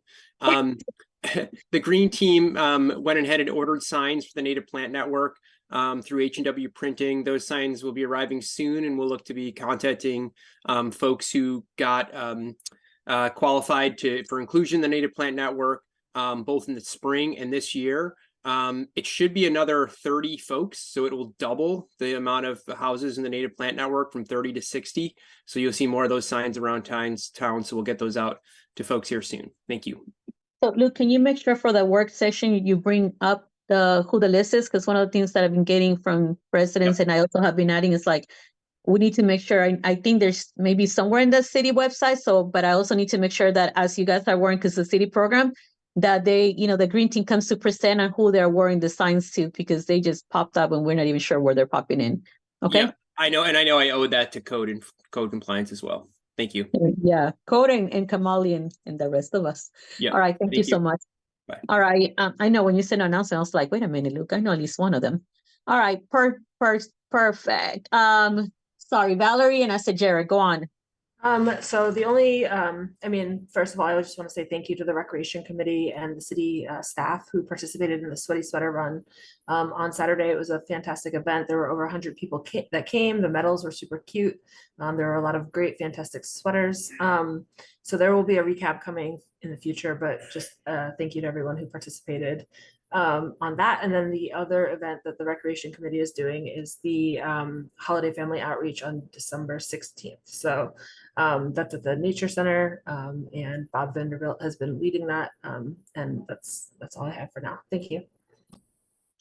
Thank you so much, Valerie, and obviously the Rec Committee for the outstanding event that was put together. And also all the police departments that participated. Chief could let us know the list. We're going to be sending them thank you cards, thank you messages as well. I think it was 7 of them. All right, perfect. Jared, go ahead. Nothing to add. Thank you. Thank you, Jared. Melissa, can you pull out the events at the bottom of the list before I talked about mine so I cover them? All right, thank you so much. So we have breakfast and photo with Santa this December 9th, this Saturday from 10 to 12 at the Rainier Nature Center. Staff holiday luncheon will take place December 12th, so the city administrator office will close at noon. Recreation Committee holiday outreach program will be December 16 at 9:30 a.m. at the Nature Center. The parade of light December 16 at 6 p.m. The holiday basket distribution, it is now open. Please make sure you either reach out to your schools, Mount Rainier, Thomas Stone, or Cesar Chavez.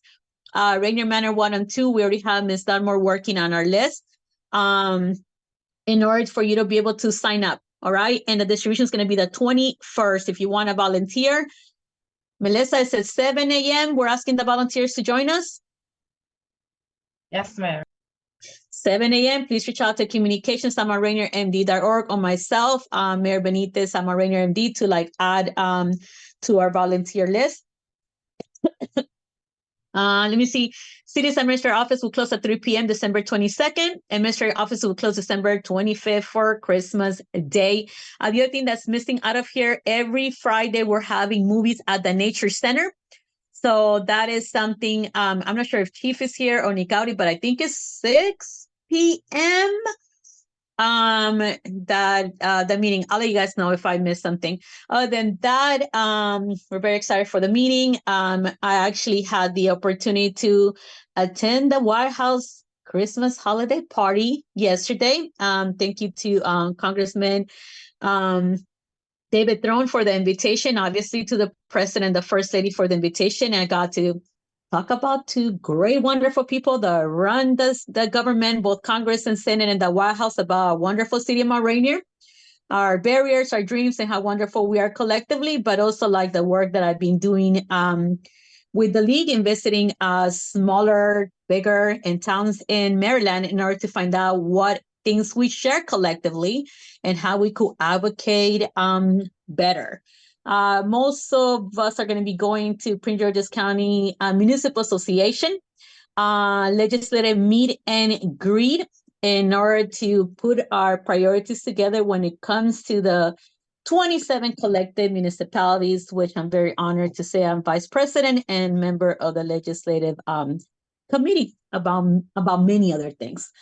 So that's more or less what we've been doing. I do want to say a big thank you to the whole entire staff, the volunteers, the explorers, everybody pulled together when it came to the Thanksgiving baskets. It was a horrible day. It was rain, it was freezing, it was just like the worst you could think of. And we pulled it together, delivered food to everybody. More than 50,000 pounds of food made it to the city and where it needed to be. The staff and myself were there since 5 o'clock in the morning. And obviously, you guys know my feeling about all the meetings that went after. I was not a happy camper. But I think after working for, I started working at 3 a.m. I know there's just, various documents I needed to submit, right? After working more than 20 hours in one day, it definitely does that to you, 22 hours. But in saying that, it couldn't have been done without great work from Melissa and her team, Melissa, Gabby, Ping, Jared, right? Our police department from chief down to the last officer, public works, every single one of them. code, communications, everybody put through to make this happen. And I know that they were very supportive of me and the things I need to do. The explorers and the volunteers managed to pull the baskets together, the pre-work together a week prior. We're also going to be doing that coming up this week in order to make sure, but the coordination for this goes months into work. Big thank you to the 3 schools, Thomaston, Rainier, and Cesar Chavez for helping us outreach. Also to Rainier Manor 1 and 2, Ms. Dunmore for being our lead point person for many years. And we appreciate all your support and help in outreaching the seniors. But definitely was a lot of work, but we're happy to say we deliver. And thank you everybody that make any effort to help. And we'll see plenty of you guys in 2 weeks. All right, so that is my short and long announcement, but you guys could find me on Facebook on Mayor Benitez, so Mayor Senator Benitez, and you guys could find information and everything that's going on in the city because there's a lot of things happening. So big thank you to Sir for also being there, as well as the Rec Committee for helping out as well. The Girl Scouts, we had Girl Scouts, Boy Scouts, and Explorers helping.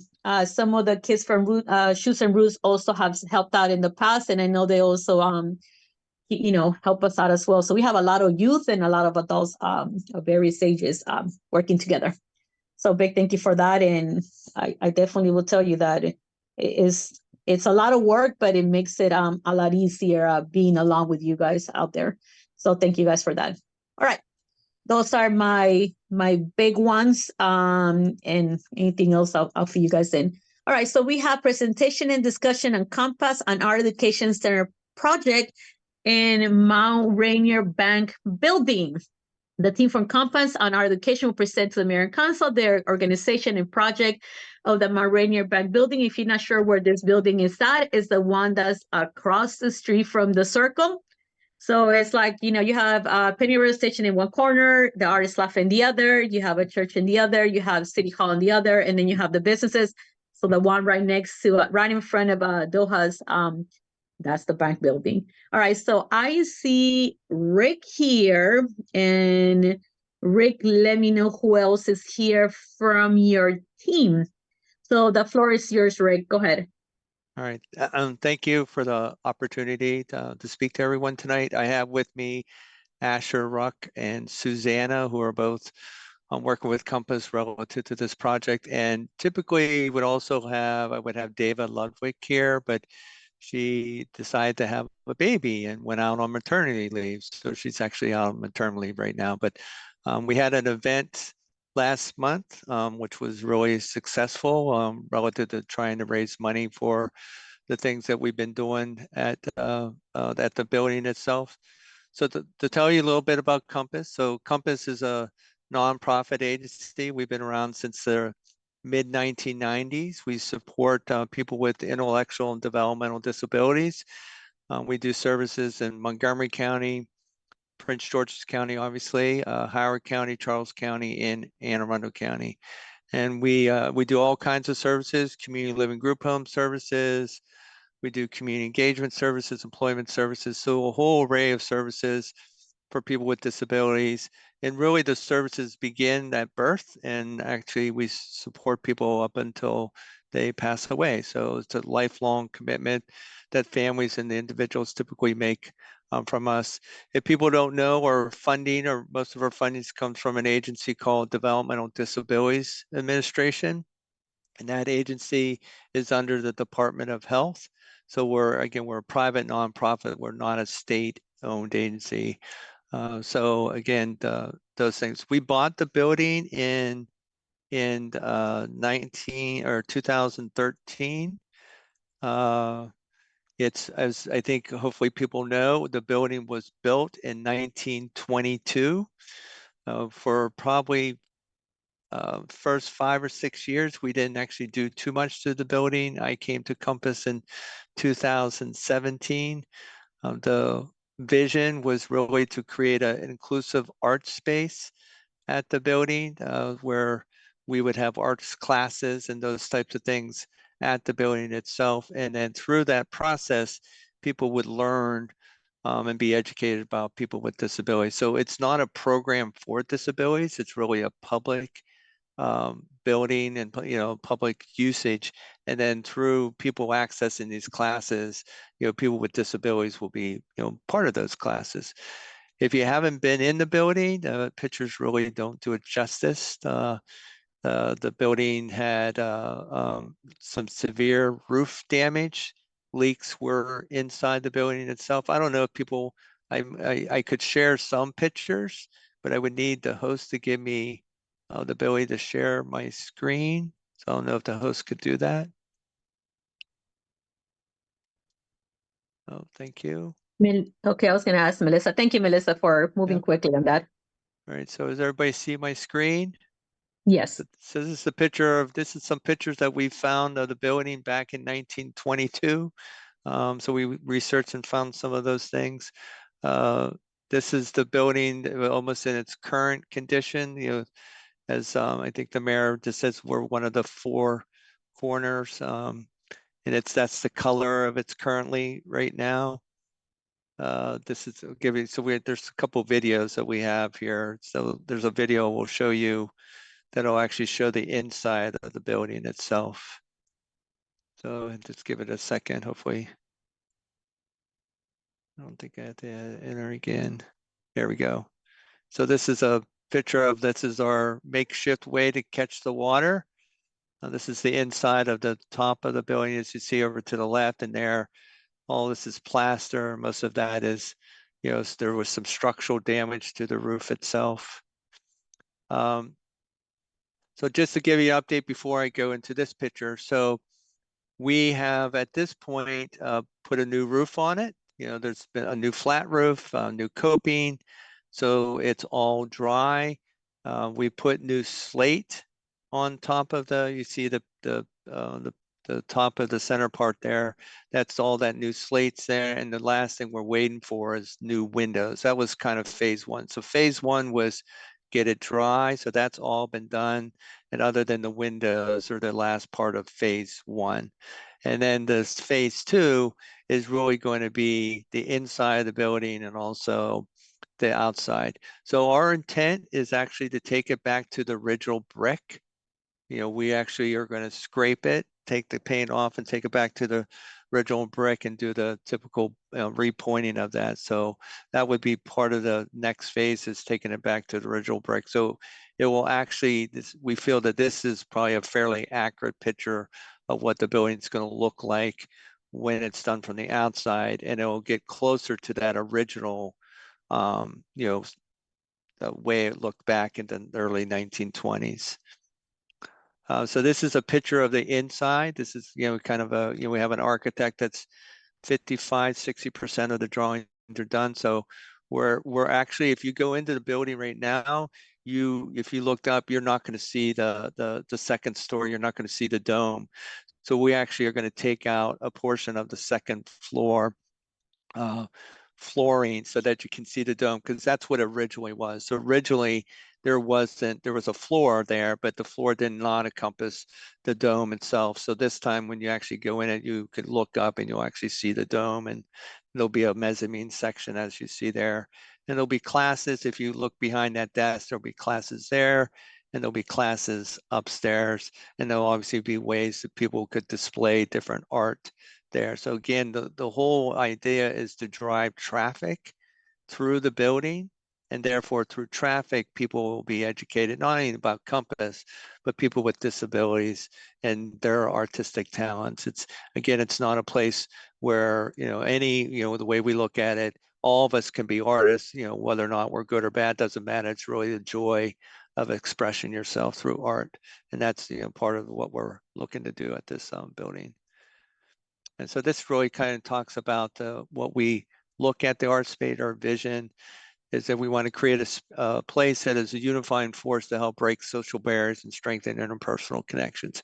We actually believe that if we created a program that was for disabilities, people with disabilities, we wouldn't drive traffic. People wouldn't necessarily come because it's for people with disabilities. Whereas we we have a creation or we create a space where artists just come there and it just happens to be some artists also have disabilities, then it's again, it's going to be a more of inclusionary type of space versus, not necessarily inclusionary. This is again more some of the things that we're thinking are going to be there, be painting, ceramics. We are intended to put a kiln in the building so their pottery can be done. I could see in evening times, you could see reading clubs, you could see little things happening in the building itself in the evening time where maybe there is some art shows, but there also could be some other different things that could happen there because the space really would promote, kind of some different ways for different events that could occur within the space itself. So as you know, I'm the executive director. This is my contact information. And I can send this out to the whole group. I sent it out earlier, or Susanna sent it out earlier, so I could resend that out.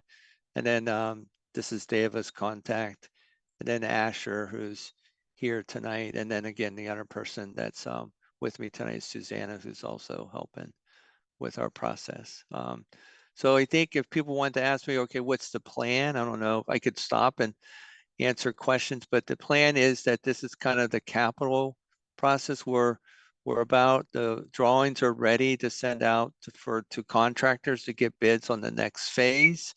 And then once we get those numbers, then it's really starting to identify all the different resources that could help us raise the capital to do the next phase of the project. And then of course right after that we would be opening up the building for its uses and meeting our mission and value relative to the purpose of the building.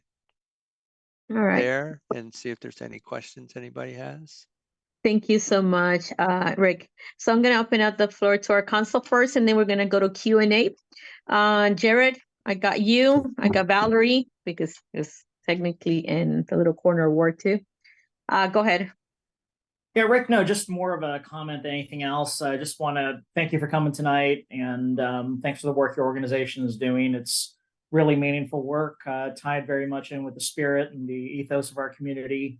And appreciate you taking the time to come here and tell folks about what the organization is and what you have planned. And this building, as you know, has been in not such a great state for the last couple of years. I know folks were really excited to hear an organization was coming into the space, going to revamp it and help kind of revitalize our downtown, while also adding an institution, I think, that really aligns with this community's values. So thank you. Thank you, Jared. Thank you. Valerie? Yeah, thank you. I agree with Jarrett. And just a quick question about timeline. Do you know what the time frame is for everything moving forward? We should be putting the contract out, so an RFP out for bids, hopefully in the next few months, a couple months. And then we've been raising money for since we've had the building. So my hope is that we'll use the rest of this year to start targeting resources. Like for instance, we've already put in some money for CDBG, Community Development Block Grant for Prince George's County. Then we already had a grant from I think it's either Maryland Historic Grant or Maryland Heritage Grant. I always forget which one. So we'll be redoing those grant processes, and then eventually, with Weinberg, because that would be the next thing. Is Weinberg has rolling grant processes, and same with Francis C. Merrick. So we're creating a list of all the different places to figure out the guidelines and the timing of when we're submitting. So the goal would be, the answer is that, okay, we need, I would like to look at the rest of this year raising money, and hopefully sometime early next fiscal year, which would be like that July to October, we would be doing the renovations with a hope that we would be opening up sometime next fiscal year. That would be my goal. Cool, thank you. Welcome. Thank you, Danielle. Luke? Yes, thank you, Mayor. I had a meeting with Deva a couple months ago and told her how personally your program is to me. I mean, my son, who I lost right before the elections in May this year, was born with hydrocephaly and he had grand mal seizures on a regular basis and had developmental problems. He found his outlet in art and in pottery. So when you showed the kiln, I started having little waterworks there. And so just the fact that you're coming to the city, I'm personally invested in you, and I want to see you grow, and I want to see you be as amazing as you can be in our city. And if there's anything I, as a personal resident or as a resident or on council, can do to help you, please let me know. And thank you so, so much.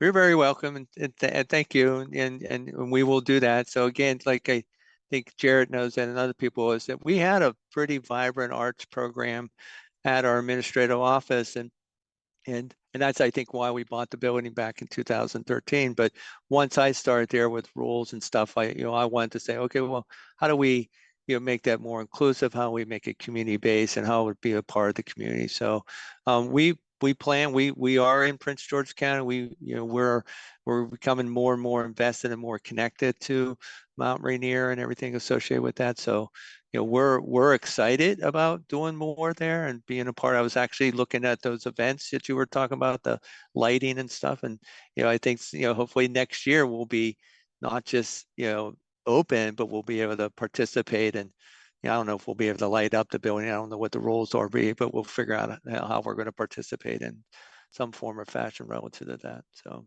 yeah, that's the goal. People with disabilities live in all our communities, so we need to make sure that that we're a part of that and encourage that and support that in every way we can. Thank you. Luke, go ahead. Thank you, Mayor. As everybody else has said, just thank you for everything your organization does and continuing that work here in Mount Rainier. And I think I've said this before, but just going to say it again. I'm sure you probably already had conversations with Ron, or Ron's had conversations with you. But the city does have an economic development fund. There is significant resources there. We've given $50,000 each to Era Wine Bar, Pennyroyal Station, that are right on the corner there. I think 50,000 each. Doda's Kitchen right there. Colors by Tangi, they have also gotten significant amounts of money. I want to say maybe 25,000 each, or maybe everybody's gotten 25. So Creative's gotten some money as well. So there is money there. It is forgivable, because I'm sure you meet some of the metrics that we're looking for, which is investment in the community, which is what your organization is all about. So work with Ron. We can help with that capital investments, and just thank you for doing business in Mount Rainier. All right, thank you. Yeah, we appreciate that, and we will be certainly reaching out. So I appreciate we appreciate all the support and the commitment. So we are equally committed to everything and making this happen for everybody. All right, perfect. So definitely thank you so much. Also want to acknowledge that Councilmember Jared's office, they represent the city at the fundraising event. So thank you, Jared, for going over there and representing the city of Mount Rainier. We have to divide and conquer the work, and thank you also for the invitation from Compass to attend and keeping us up to date. I'll tell you that the pictures that we saw today, I definitely like them more. They're a lot more detailed than the other ones, and it was easier to follow them because, like you mentioned, the dome wasn't there, and it was a little bit it left a lot of imagination to it. In behalf of city, definitely have our support. Make sure that as you guys continue to move along with the process of permits and everything else, you're in constant communication with our code enforcement department, with our city manager, to make sure that everything is the way it needs to be done, in order to make sure the steps go very smoothly, and there's no stopping the work. And thank you also for looking at the various grants to try to make this happen. We know that that's one of the 6-point corners of our, of one of our centers of the city. So it's very important to see it develop. And we have seen a lot of work coming through. And I think in the past, the city has also been supportive of the efforts as well. So I'm not going to keep you guys too much.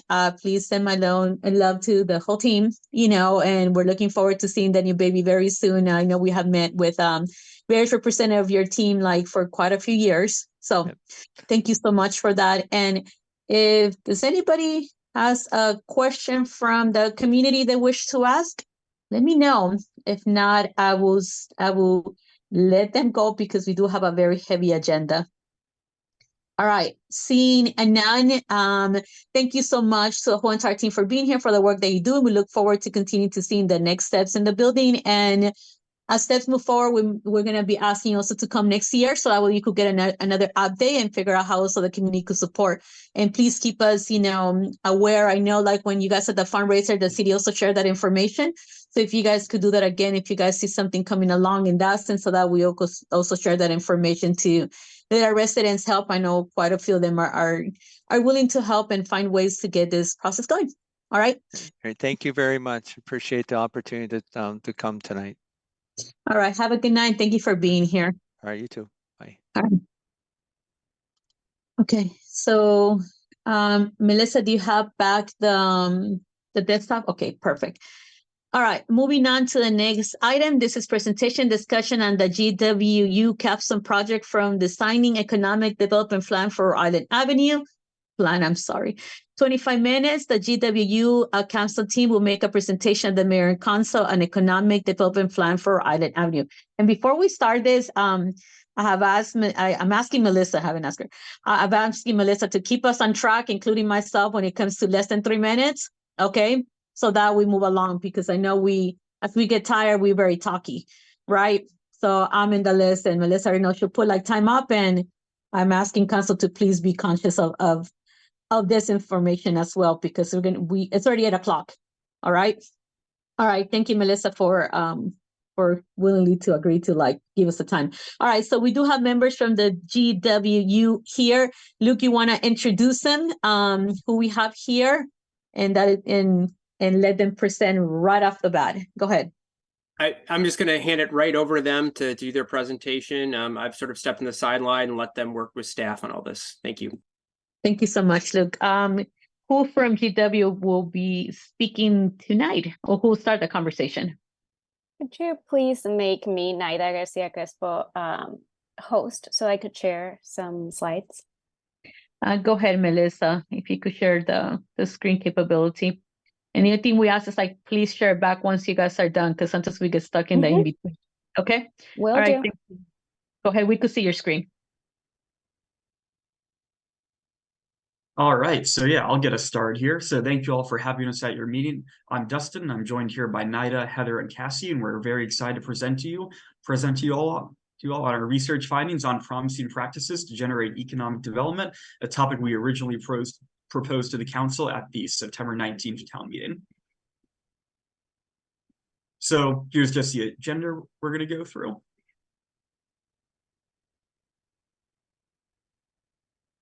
So yeah, just kind of to remind you all of what the Capstone is. It's a culmination of our studies at George Washington.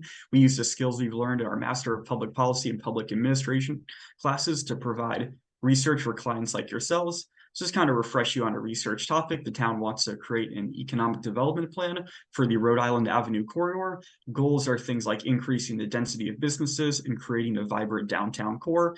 To do this, the following challenges need to be addressed: vacant buildings and storefronts, difficulty in attracting and retaining businesses, and a lack of density and demand for business. Next slide. So yeah, to help the town, we developed a few research questions. The first is about what exactly are we researching? It's kind of important to know. We're looking at what economic development programs have been successful in comparable cities to Mount Rainier and how they've been implemented to develop their downtown cores. We looked at specific programs in a host of towns from this will provide Mount Rainier recommendations that they can look to when they consider future economic development activities. I'll now turn it over to Naida. Hi, good evening. To answer our research questions, we employed a qualitative approach using a comparative case study research design. Further, we employed program evaluation methods, collecting and analyzing information regarding economic development programs to determine which activities were associated with positive outcomes. Since there are numerous variables that could influence a city's economic growth, we selected cities that are similar to Mount Rainier in population size, racial and ethnic composition, and proximity to a metro area. We were also mindful not to select cities with one major employer so that their economic development could be similar. Mount Rainier was interested in understanding the development plans of 3 neighboring cities, Hyattsville, Riverdale Park, and Brentwood, the last 2 which are actually comparable to Mount Rainier in the variables that I described before, and Hyattsville, which is aspirational.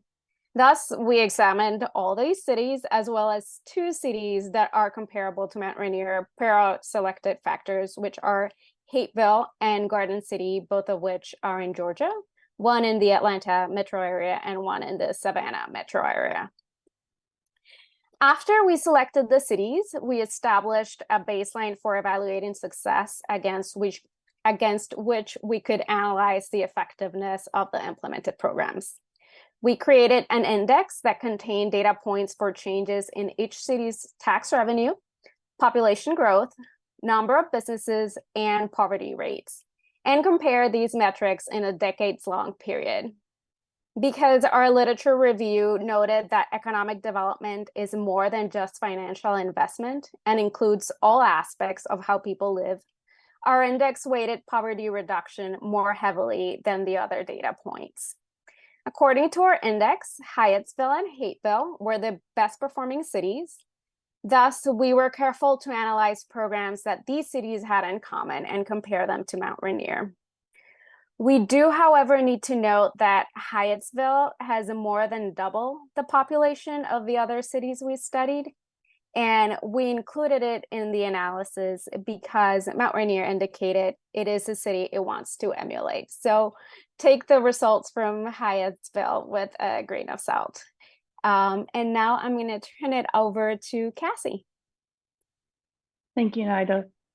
I will go into a little more depth with the methodology and discuss the data collection, coding, quality control practices we utilized. As far as data collection goes, our data collection consisted of examining city budgets, ordinances, resolutions, minutes, and newsletters.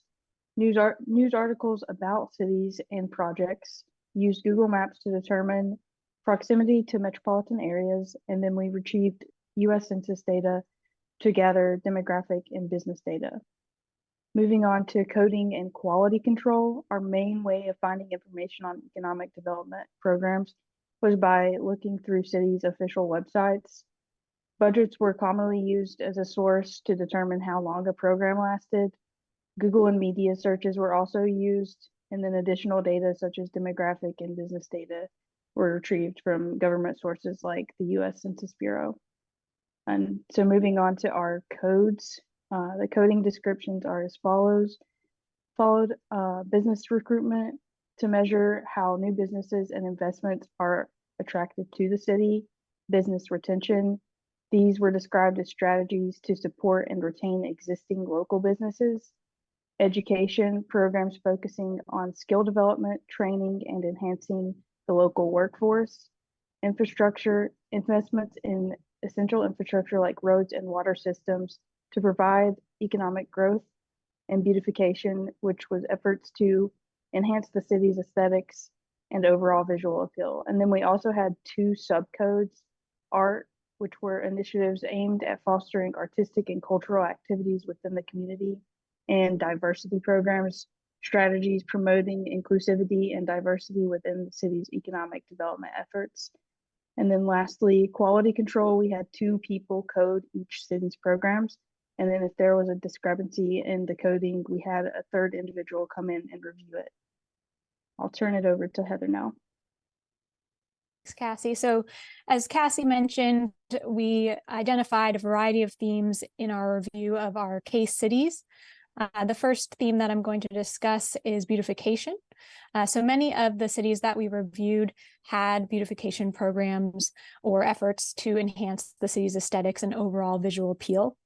Of the 6 cities we reviewed in our comparative case study, all except for Brentwood had economic development programs focused on beautification between the period of our review, which was FY13 to FY23.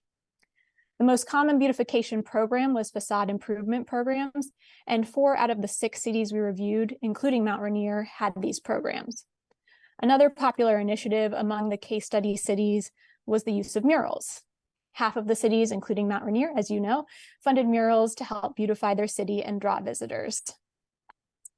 Rotating public art or featured art that changes over time was another common beautification program among half of the case study cities. These programs include Mount Rainier's lamppost display banners, Riverdale Park's rotating sculpture installation, and in Hapeville, Georgia, their free art boxes, which are a place to donate and take free art and art supplies, much like the little free libraries encourage the exchange of free books. Another beautification program used in Hapeville, Georgia is a historic preservation tax incentive for commercial properties. And while none of the other cities offer a similar tax credit, we understand that Mount Rainier has a property tax credit for homeowners who restore their homes. So there may be an opportunity to consider expanding the credit to business owners to further advance economic development in the city. Finally, 2 of the cities we reviewed had streetscape projects whose purpose was to beautify the city's streets surrounding local businesses to encourage visitors. These included Hyattsville Street Art Pilot Project, which sought community input on painting 2 city streets with art, and a program in Garden City, Georgia that created a landscape boulevard to appeal to pedestrians and motorists in the city. Now I'll turn it to my colleague, Nida. Hello again. The 6 cities combined had 24 programs dedicated to the recruitment of new businesses or clients. Hyattsville and Mount Rainier had the highest number of programs aimed at this goal, with 7 programs each. The programs fell into 8 broad categories: business startup grants or loans, specialized outdoor markets, special days or events dedicated to highlighting business, in-person distributable visitor information, marketing campaigns, business networks, town representatives, and tax incentives. Hyattsville, Mount Rainier, and Riverdale Park had the longest running programs, running the full period of review, so from 2013 to 2023. As the table indicates, Mount Rainier has employed programs in a wide range of areas, including offering loans to new businesses, establishing outdoor markets like a farmer's market, having special events like Mount Rainier Day, and offering visitor information like the Mount Rainier Experience brochure, and dedicating funds to a new marketing or branding campaign, all of which we saw in some of our case studies. Mount Rainier, however, has not yet established some programs we found were in place in some of the comparable cities, specifically Hapeville and Hyattsville. And these programs included, and Brentwood too, actually. These programs included business networks that bring together consumer groups with business and developers, a resident ambassador program to promote the city through the perspective of someone who lives in the town, and tax incentives to businesses that establish themselves in distressed or underdeveloped areas of the town. And now I pass it to Cassie. Thank you, Nida. So our research found that the 6 cities in our study helped by giving loans, organizing tours, setting up improvement areas, and supporting businesses in practical ways. So keeping businesses around involves a few things: making things easier for them with simpler rules, a better infrastructure, getting them to work together, and giving them a hand when they need it. Cities step in by offering training and support and helping them team up with marketing. They also make sure they're listening and helping when businesses need it most. As you can see, Mount Rainier excels in loans and grants and also business tours. And then we didn't find as much for Mount Rainier on improvement districts and business support. Next slide. Yeah, so the next area we looked at was infrastructure. Infrastructure proved to be an important economic development practice that was utilized by all the cities we analyzed. And then over that period, we identified at least 3 infrastructure programs in each city. Hyattsville actually had the most number of development programs of 6. Mount Rainier fell on the lower end of that range with free programs that we identified, those being the redevelopment of 3200 Rhode Island Avenue, the street improvement and neighborhood revitalization program, and investment in electronic vehicle charging stations. The 3200 Rhode Island Avenue development into a mixed-use property is a very intriguing one. Mixed-use development is a very common project in the top, and especially in the top cities we identified of Hyattsville and Hapeville. Each had multiple mixed-use development projects. Some other infrastructure projects that could be considered, though, are specific projects that look at converting existing buildings and other uses, specifically for business purposes. Tax allocation districts are a great way to specifically direct funds to certain redevelopment projects in specified areas. And then park improvements as well were very common amongst other cities. The idea being that more places to park means that more people could stop in the town and spend money at businesses. I'll now turn it over to Heather, I believe. Thank you so much. So the final theme we observed in our comparative case study was the use of education programs to encourage economic development. And notably, Mount Rainier surpassed the 5 other case cities in having programs devoted to enhancing the skills development of current and prospective business owners.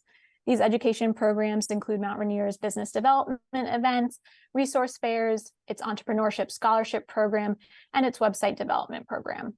Only Hyattsville had one comparable education program, which is its business roundtable program. And it seems similar to Mount Rainier's resource fairs, where information on resources and grants for business owners is shared and discussed. Next slide, please. So once we identified programmatic themes in our case study cities, we examined which programs our most successful cities, Hapeville, Georgia, and Hyattsville, Maryland, have in common. Both cities use facade improvement programs and murals to beautify their cities and attract visitors. They also each have established an ambassadors program, as Nida mentioned, for select residents to promote the city as a place to live, visit, and invest in. Another common feature of both cities is the use of tax incentives to recruit businesses and development. And in addition, both Hapeville and Hyattsville have pursued or are pursuing the establishment of improvement districts, which are essentially self-taxing districts established by business property owners to enhance the economic vitality of a specific commercial area. The tax collected from these districts is usually reinvested into the commercial area through the provision of enhanced services, such as street cleaning, marketing, street furniture, and lighting. Finally, both cities have invested in infrastructure enhancements through mixed-use development projects, wayfinding, and parking development. Next slide. Yeah, now that we've shown you all the programs and analyzed cities, we can talk about some recommendations. Notably, Mount Rainier had the second most number of economic development programs from the 2013 to 2023 fiscal years, less than only Hyattsville, and we all know how big of a town Hyattsville is. Despite that, though, there is still some room for improvement. While we cannot say which practices are best, there are some specific ones that we'll recommend. Tax incentives can be very important, especially, like we said, expanding the historic preservation tax incentives to businesses and not only homeowners, but also just general tax incentives for revitalization that targets developers. Ambassador programs is another big one. Get local people to promote the town, often through social media. And these days, there's plenty of opportunities on there for social media and promoting the town. Business improvement districts are also another way, just really getting the local businesses to unite to improve the area and potentially attract new businesses. Lastly, parking improvements, finding more ways to add parking and encourage visitors to stop and patronize local businesses. As I noted, the city is already doing a lot to encourage economic development, but there's always reason to consider new programs. I do want to add, though, that the city should think strategically and not overextend themselves with too many projects. So really think about which ones might be best fit for your town rather than trying to do a little bit of everything. So lastly, I'll say that our final report will be delivered by December 20th at the latest. It provides a detailed analysis of all of the programs we listed, as well as other valuable information, such as a literature review on other economic development practices. I'll now open it up to questions. Thank you so much. Luke, I'm going to give you the floor first. Yep, appreciate that, Mayor. I would say just a couple of things to note of kind of correction. The city does have one current streetscape improvement project. That's on the 3300 block around Pennyroyal and Era Wine Bar. So that's sort of a big project the city's taken on streetscapes. Understanding that more could be done, especially we've talked about it a lot on 34th Street, but doing a streetscape redesign there is obviously something really cool. One question is on the tax incentive structures. It would be helpful to know maybe in the recommendation, like exactly how those tax incentives are sort of, I guess, maybe programmed. We've had trouble in the past where sometimes we're limited in what the state allows us to tax and what to credit. And so we have to come up with creative ways of doing incentives. So we'd be really curious to see how, especially a city like Hyattsville, who's obviously under the same state law as us, structures those tax incentives. I think that would just be really helpful. If you have feedback now, great. But also okay if that comes across in the report. And just thank you so much for the work you all did here. I just really appreciate it. I do know that one of Hyattsville's tax programs is to waive the property taxes. So I'm not sure if you have already tried that approach. No, I don't think so. Mhm. Okay. All right, perfect. Thank you. Valerie? Oh, sorry, may I comment back to Mr. Chesick 1 second? Oh, Mr. Chesick, you're all grown out, Chesick. Go ahead. Just a question about the streetscape project that you mentioned. Is this the Memorial Park streetscape project? Yeah, and the Perry Street and so redo it's not just the park, it's Perry Street and then the whole streetscape around the block and including the park. Yep. Got it. I think when we had originally looked at that one, it seemed like it had started in FY24, which was outside of our review. But if we have that incorrect, we can certainly make that note in our report. That's right. Sorry about that. Yeah. So, but I will ask something, Luke, back to your point. I'm sorry, Valerie. It's like, although it's out of the scope, can you guys please make a note of it? Because I want to make sure that it states that although it's outside that review, this is in process right now. I think it's very important so that way we have the most accurate information as you guys are reporting. Okay. So thank you for that. Valerie, go ahead. Yeah, thank you. Thank you all for working on this. I think it's very promising, a good report. It looks like you did a lot of work in the analysis, so that's exciting. I like the ideas for various economic development events like Parking Day. I think that's a really cool national, international event that, you know, we could potentially tap into and things like that. But I don't think I have anything else to add right now. I'm looking forward to reading the full report. And thank you all for your work on this. Thank you, Jared. Yeah, no, just want to thank you for coming in tonight and for doing your presentation. Yeah, no, like just echo Luke and Valerie's thoughts. I'm really excited by the idea of kind of like portable and kind of unique ideas that we can implement either one time or ongoing, as Valerie mentioned, to really kind of get some energy in our downtown. And yeah, appreciate the note that you made in response to Luke's question. You know, I was thinking about like different options. You know, we are, like many cities in Prince George's County and the county writ large, extraordinarily dependent on residential property tax relative to commercial because we just have so little. And, you know, it's kind of this kind of chicken and egg issue in my head about how do we incentivize commercial development if we are doing tax breaks? Are we actually foregoing some of the revenue tax revenue that we desperately need? So I think your insights on this point and in your report are going to be really, really helpful as we kind of think about what are the tools, you know, limited as they are, that we have as a local jurisdiction. So thank you very much again, and looking forward to reading the full report. All right, perfect. Danielle? Thank you. Yes, thank you so much for this. This was very interesting to sit there and listen to you guys, and the fact that one of these cities is outside of Savannah, and I absolutely love Savannah. One thing that I really loved was the free craft boxes, like the free libraries. I've got a whole craft room full of stuff I can, you know, let's get some built around town so I can go through my craft room and make room for more stuff. Just a little anecdotal haha on the side.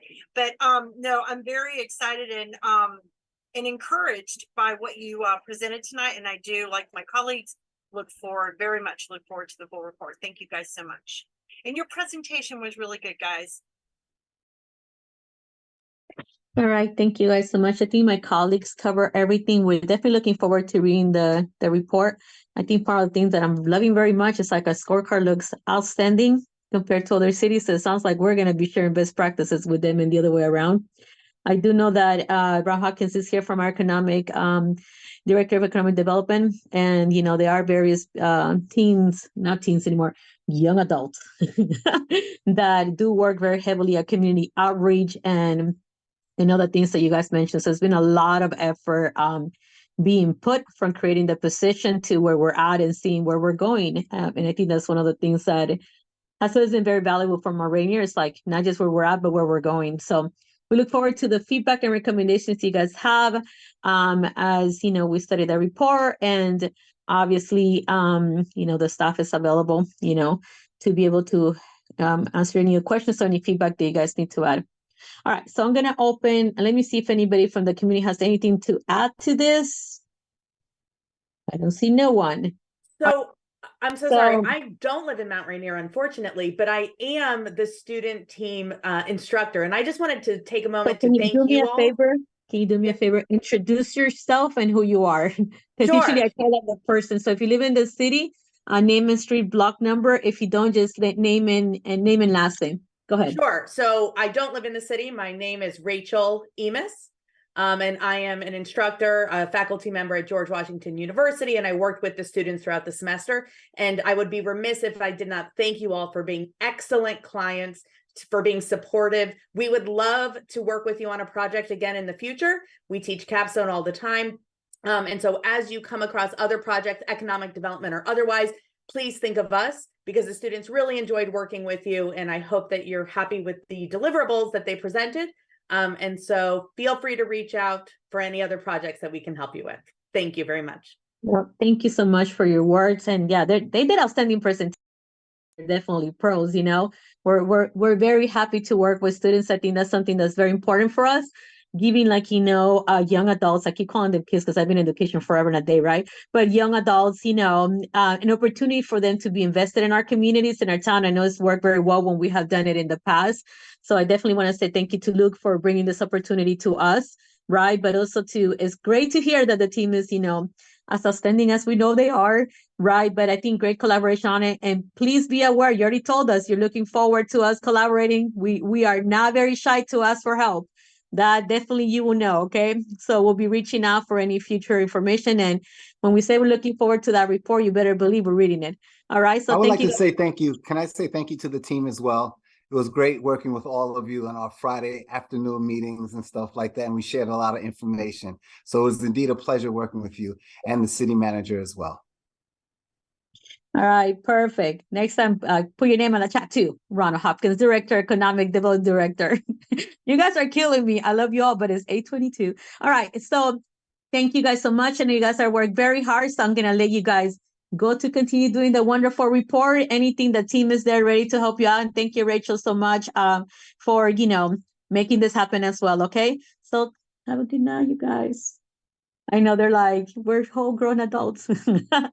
All right, Mr. Chesick, I feel like you feel old. You are the baby of the group, Chesick. What happened? We're getting a little bit older, right? It's like, remember the day when I was like the little tiny young council member out of the whole entire group? Not anymore. All right, perfect. Thank you so much, Luke. All right, so moving on so we are going to combine the appointments I previously requested. So I'm going to ask for a vote continuously. So this is for the appointment of Ms. Tracy Mercivier to the Recreation Committee. I'm going to call the reappointment of Melissa Brincher as President of CERT, Mark Rizar as Secretary, Rachel Bush as Training Officer, Karen, I apologize for butchering your name, Sure, Linda Green, and Paul Ruffins to the Community Emergency Response Team, which is the CERT team. All right, so consult, thank you so much, Melissa. I'm gonna go ask for a vote to approve to appoint the names that I just read. I need a second so we can move forward. I will second that. All right, seeing that it's been a second, there's a motion placed.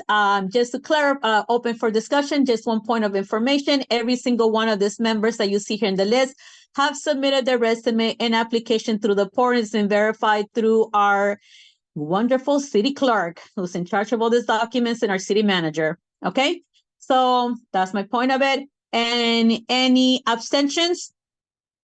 Objections? Any nays or yays, right? Hearing none, you have all been appointed to our committees. It's a 1-year appointment. We will see you next year. And thank you so much for making sure these documents were across and for all the wonderful work we do. We value you guys extremely high as volunteers. I know our CERT team goes through various weather to make sure to be there for the events. Our rec committee is also right there along with this. So thank you guys so much for that. All right. And all the wonderful training. I'll be joining you guys in the future as well. All right. Thank you guys so much. And you're welcome to stay. If not, you're free to go. All right. Okay. So moving on to item number 7, public comment. I'll give you a big one. If you have a public comment, you have 3 minutes as an individual to make a public comment. 5 as a group. If you decide to do 5 as a group, you need to be recognized as the group spokesperson, and the rest of the group sees their time. Any concerns that you have when it comes to staff, please direct it to the city manager. Please be courteous and no naming of anybody. And basically it was the same thing I just read like an hour and a half ago. All right, do we have any members of public that wishes to speak on public comment? All right, anything on Facebook? All right, thank you so much. This is the end of public comments. Moving on to old business. Can you move it up, Melissa, please? I am sorry, my eyes are like, exhausted already. All right, old business, second reading, adoption of ordinance 07-2023, amending chapter 13, traffic of the Mount Rainier Code to alter standard speed limits on city roads. Mayor and Council will have a second reading, a vote on the ordinance 07-2023. Can you put it up, Jarek? I need to preserve some of my voice. Can you go through this, please? Any highlights that we need to know? This is what's it called? The second reading. So go ahead. Yep. Absolutely. And folks, just a reminder on this. This is an ordinance that I've introduced to lower the speed limit on all roads within the city, which are controlled by the city, from 25 to 20 miles an hour. This does exclude, just for background, this does exclude Route 1, Rhode Island Avenue, which is controlled by SHA, Eastern Avenue, which is entirely in the District of Columbia and controlled by DC DOT, and Queens Chapel, which is just outside the borders of the city in the unincorporated county, and also controlled by Maryland State Highway Administration as well. So I won't kind of go into the background behind this. That was covered in several meetings leading up to this, including where I introduced the idea and the draft ordinance text. We did do a study leading up to this ordinance as required by state law, but also to demonstrate why it was necessary based on travelers speeding through the city. So Selena, I'm going to go ahead and read it if that works for you. All right. City of Mount Rainier, Maryland, Ordinance 7-2023, amending Chapter 13 traffic of the Mount Rainier Code to alter certain speed limits on city roads, whereas Maryland Transportation Code Annotated Section 25-102, Section A, subsection 10, allows a local authority such as the City of Mount Rainier and the reasonable exercise of its police power to alter speed limits for highways under its jurisdiction in accordance with Title 21, Section 21-803. And whereas, based on its investigation of traffic conditions in the city council has determined that conditions dangerous to vehicles and pedestrians exist on many city streets, with the current speed limit of 25 miles an hour, due in part to a reduction of speed limits in the District of Columbia on roads that pass into the city, and part to increasing traffic as area development intensifies, and in part to other sociological and other factors. And whereas, based on the investigation, the city council has determined that a reasonable safe maximum speed on these roads is 20 miles per hour. And whereas the roads in question are located in an urban district, areas, open parentheses, areas that include a street and are built up with structures that are devoted to business, industry, or dwelling houses that are situated at intervals of less than 100 feet for a distance of at least 1/4 mile, close parentheses. And whereas the city council has adopted resolution number 1-2023, creating the Safe Streets Task Force and directing the creation of a Vision Zero Safe Streets Plan, committing the city to make efforts to improve conditions on the roads within its jurisdiction to reduce accidents, injuries, and fatalities of persons using the roads. And section 1 now, therefore be it ordained by the council of the city of Mount Rainier, Maryland, that chapter 13 traffic of the Mount Rainier Code be and hereby is amended to add section 13-114 speed limits to read as follows.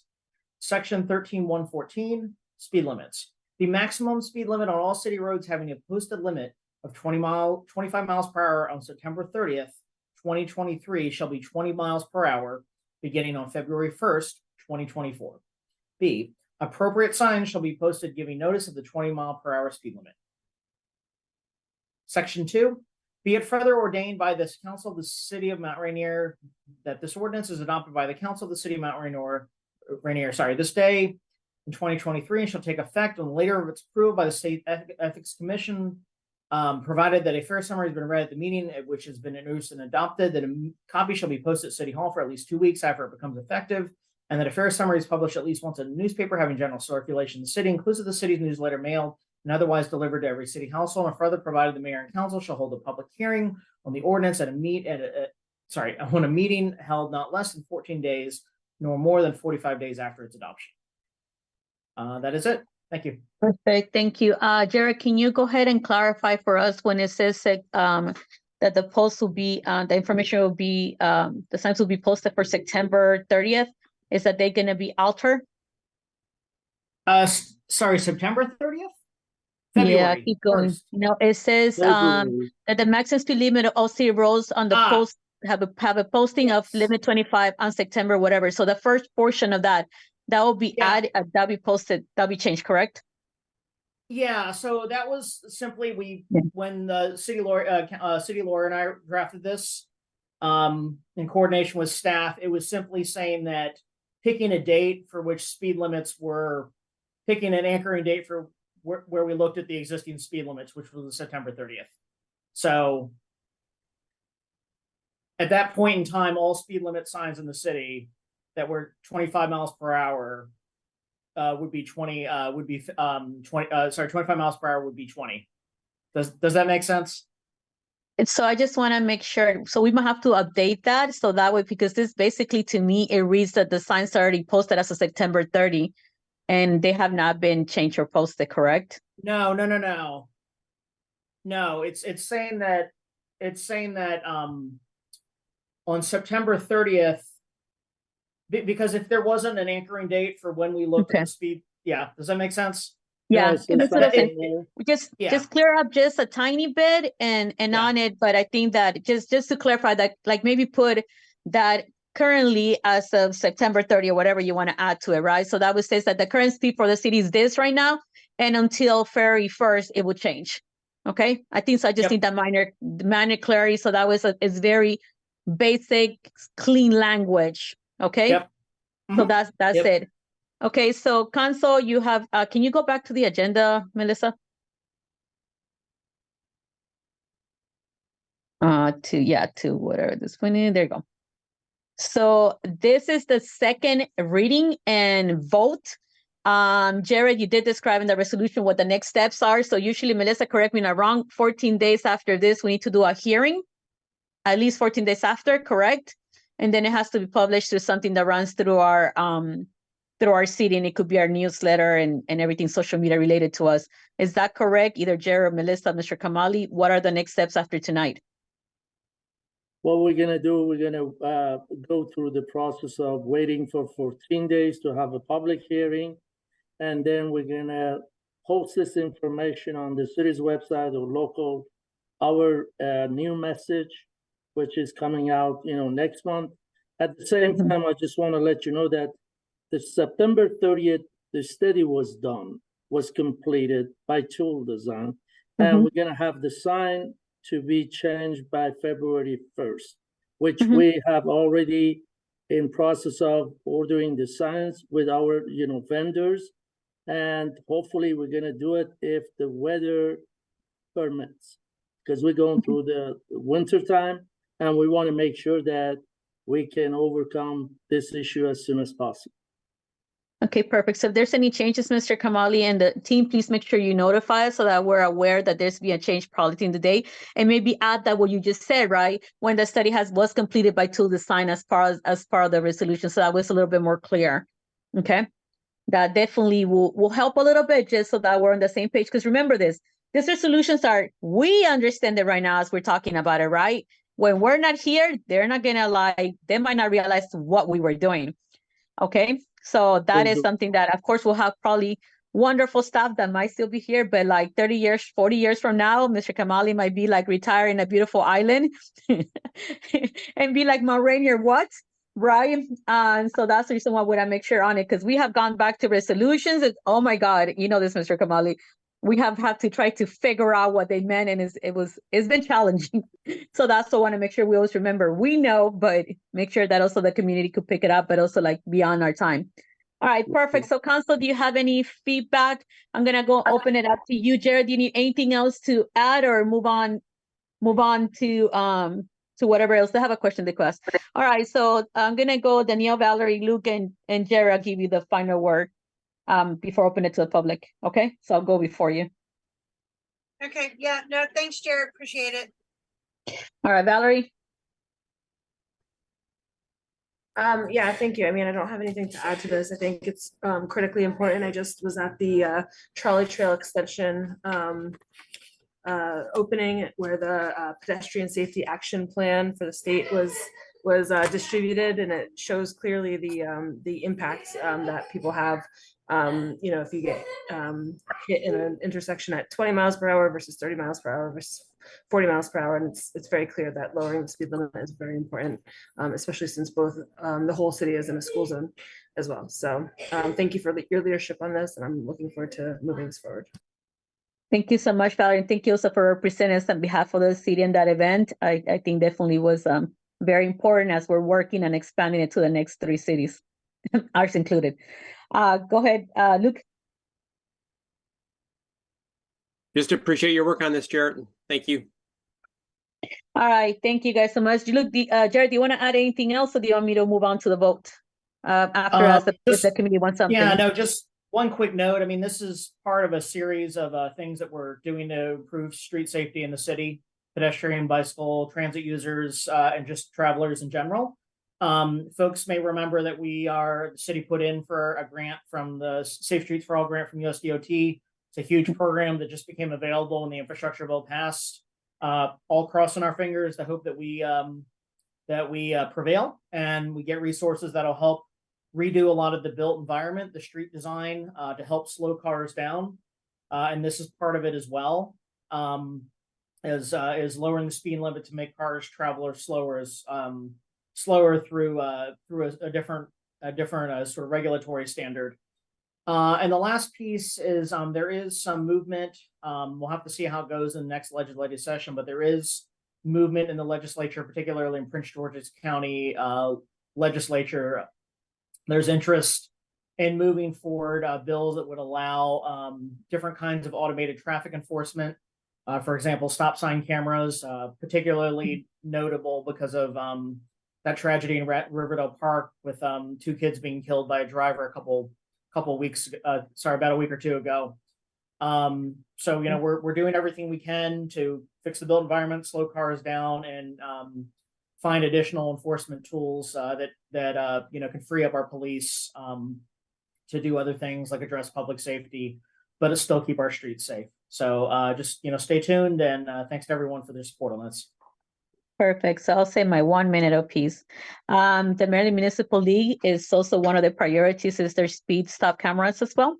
So they're also advocating when it comes to the state level. And so that's part of the things that we've been working at. You know, I'm part of their board, part of the executive committee, actually. So it's one of the recommendations that the legislative meeting for MML brought forward to the body. And the board voted in support of that being one of them. So to say that there's like work being done, you know, for us, but also like at a state level when it comes to the league as well. So that's part of the investments that we also work on. And that's why we're so active as we are. And Jerry and the whole entire team, thank you for the speediest. It's been great collaborating. And, you know, I know Rocio and Mr. Kamali have been moving fast to get those signs to make sure we're like, you know, FSA and making sure that we could get them as fast as possible to make this happen. All right. So any questions or comments from the public? Seeing none, I'm making a motion to approve Ordinance 07-2023, amending Chapter 13 of Traffic of the Rainier Code to alter certain speed limits on city roads. Can I have a second? Second. It's been probably moved in second. Any discussion? Any objections or abstention? Hearing none, this has passed unanimously. All right, moving on to the next item.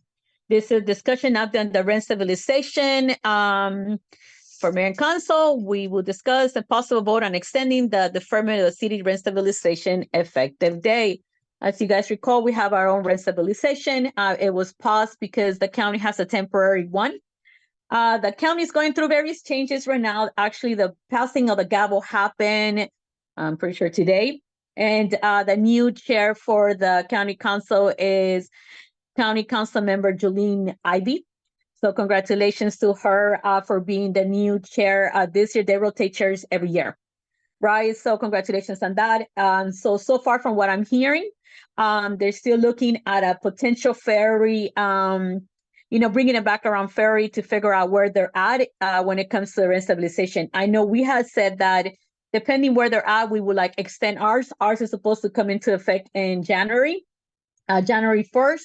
But I'm definitely asking council to vote to extend ours for 2 more months, which will allow for us to cover us into the county. In the meantime, the staff could be working as we are working with the team that the team from the county, the advisory group that's on it, and working with our county council members to figure out where they land. And so that's more or less what it's at. So instead of being affected on January 1st, like we originally intended to be, because we were hoping the county will make a decision by then, to go ahead and extend it until February 29 in order to still be covered in the county.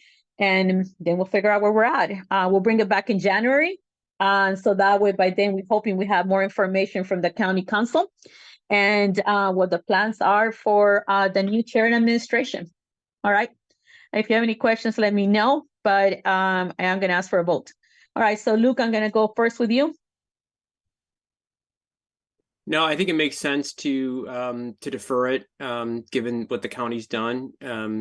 So yeah, good with that. Thank you, Mayor. Perfect. Thank you so much, Valerie.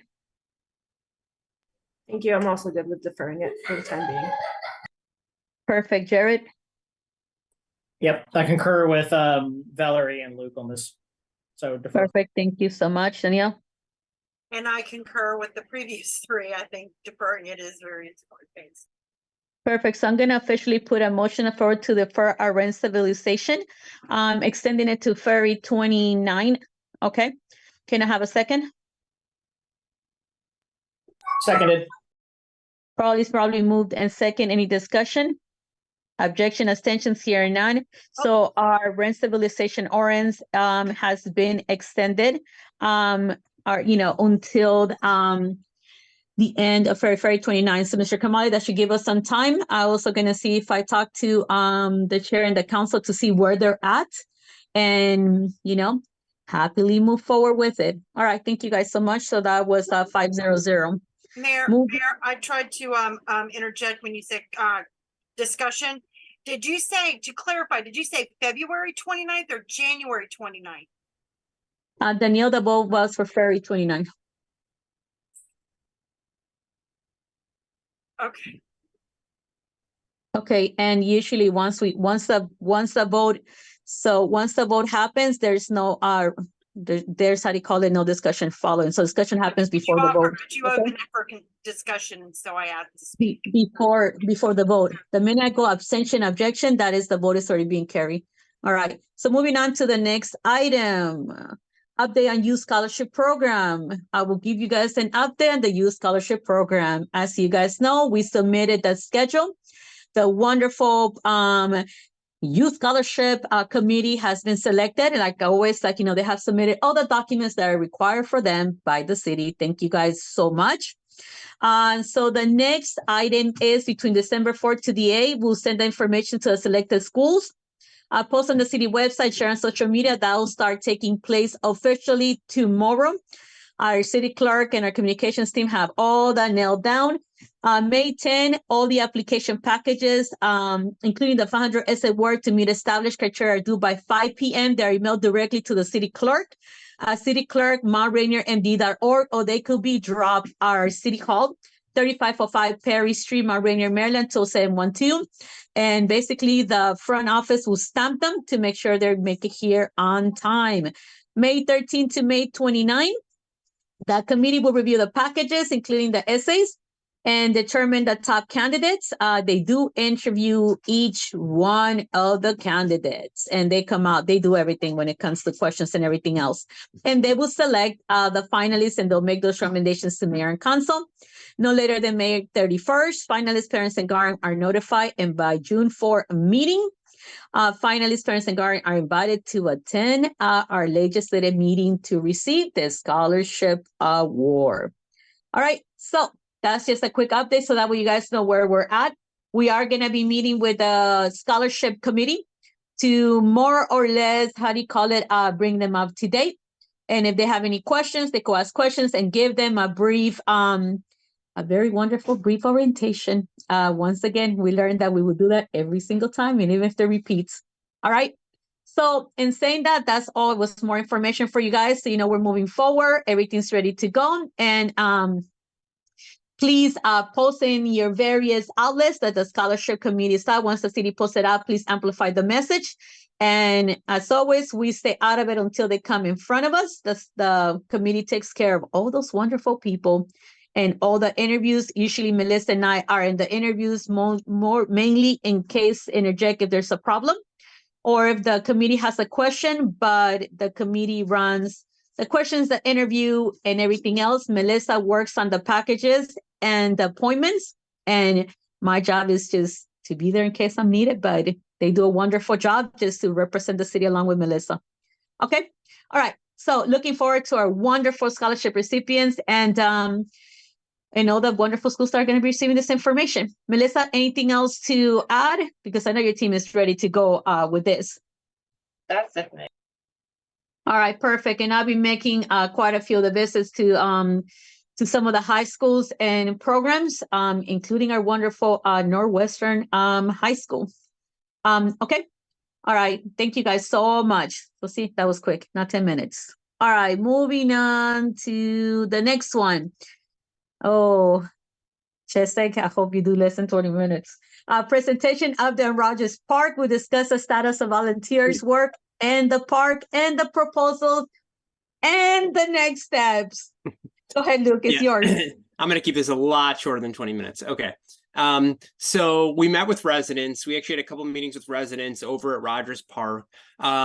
The residents who have volunteered to kind of be a part of this. Obviously, this is a lot more difficult than I think the food forest, given the topography. It's just sort of straight. It's hard to see how humans are really going to interact well with this space. And so probably the need eventually to interact with a more professional landscape designer. I don't know that residents are going to be able to kind of come up with the correct landscape redesign for this. But before we even get to there, that's sort of far off. The first step that residents talked about is just getting the land surveyed, because there seems to be one property where it's unclear where the city property, actually two properties where it's not clear where the city property begins and residents' property ends. So the ask of the group before we engage residents in sort of a community, sort of, you know, what do residents want to do? Before we do that, we want to know kind of what we're dealing with. And so the first step was to come to you guys and see if we would be okay funding a survey, a marked survey. So get the property surveyed and have them mark off with string or however they do a marked survey what the city owns. So that would be first step. So I'm coming to you guys to see if you would be okay with me, with us, I should say, asking Mr. Kamali to look into what a cost proposal would be to get Rogers Park surveyed and marked. And then if we wouldn't, once we get that cost proposal, we can come back to this group and pull it out of contingency if it's a small number, like just the less than $1,000 or something, or pull from another line item if that's more appropriate. And then the next step that the volunteers were thinking of is get mulch delivered to the site. I know we had talked to Rocio about getting the mulch from the trees that we cut down delivered to Rogers Park, but I think there was some issue there given the trucks that were parked in front of Rogers Park and our ability to access it, Bartlett's trees ability to access it. And so the next step, once we get the surveying done, is to have a community event where the community can come and help mulch the whole area again. And then we'll use that as a time to sort of talk to residents about what they would like to see done with the park, and then take it from there. So, but first step is just getting things surveyed. And so seeing if you guys are okay with me asking Mr. Kamali to see what the cost of that would be. So Luke, if you're fine, I will like put a motion on the floor. So that was official, right? Yep. And I will tell you, for me, before I go into anything, I think that will avoid a lot of future problems. I think the team and you are correct. Is it has to be done in order for you, the team, and the city to know where we're at, and that we're respectful of our space and respectful of the neighbor space. I think we've done a good job at doing that. All right, so I'm putting in a motion on the floor. You want to give me the motion, Luke? You could put it and I'll second it right away so we can move on. So open to see if everybody, anyone has any questions or discussion first. I need a motion first and I'll open it up for discussion. I would move to that we direct the city manager to come up with what the cost would be to doing a mark survey of Rogers Park. All right, so there's a motion on the floor. I officially have second. I'm going to open it up for discussion. I'll call upon you guys if you guys have a question. If you guys are good, just raise your thumb. If not, give me a minute question or whatever that you have for Luke. If not, we're moving forward, okay, with the vote. So make sure you guys are clear, but for the most part, I know we have talked about Rogers Park to death. All right, so Valerie. Thank you. I'm good with this. Thank you. Thank you, Jared. Nope, on board. Thanks for your leadership here. Perfect, Danielle. Yeah, I'm on board. I just would like to ask if we could try to find a resident who has a surveying company to try to appeal to residents who may be able to do that before we RFP it out into the general population, but I'm in favor. All right, so seeing there's no more discussion, there's a motion for a second. Any objections? Any abstentions? The motion passes. So Mr. Kamali, work with Luke when it comes to it, and you guys know what the city procedures are to take care of that. And Luke, you bring it back to to whatever work session once that information is gathered, in order to make sure we know what it looks like, and if we need to appropriate money, what the next steps are. Okay. Other than that, thank you guys so much to you and the volunteers for leading those efforts. I know that we've been working really hard trying to figure out what to do in the space. I mean, it's very complicated, but I know we want to utilize and maximize our green spaces. So thank you for being outstanding when it comes to that. Okay. Okay. Moving on to the next item, and thank you for being less than 20 minutes. Moving on to the next item. This is okay. It says presentation update the Law Angels program. We'll present the Law Angels program. We'll suggest changes for discussion. So this is Councilor Carter. Go ahead. It's same thing as Luke. Less than 20 minutes, please. Sorry, I was muted. I'm sorry, I can't promise that. When I first presented my idea for the Lawn Angels program back in October, each of you had questions or suggestions. I heard what you all said, and so I revamped a few things and found a way to clarify the original plan so that you can see where your concerns are being addressed, included, or explained better on my behalf. This is that presentation. First, Luke, you mentioned the idea of somehow combining both the Lawn Angel. Can you put my presentation back up, please? Thank you. You mentioned the idea of somehow combining both the Lawn Angels Lawnmower Loaner program with the tool shed. I did reach out to Kathy Cashel, and we had a couple of very productive conversations. We found a couple of comprehensive ways, but one specifically to combine the two while keeping both programs separate. This would entail involving Public Works to agree. And we had a meeting yesterday morning or afternoon and had a discussion on this.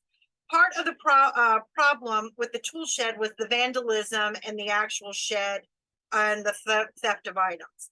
By keeping the equipment for both programs behind the fence at Public Works, this not only protects the city's assets, the mowers and other equipment, but also allows for a better process for checking out and returning the equipment. Residents in need of equipment from either program would have to apply online to reserve items. The tool shed would require pre-registration to be a member of the tool shed, like getting a library card before they could check out the equipment. This is what Kathy did her research and said this was the key to the most successful programs that she has found around the country to do this. For the Lawn Angels, they would have to also fill out extensive paperwork that would include requirements that legal sees a need for before checking those out, because the Lawn Angels winter program is on a different timeline and a different need basis.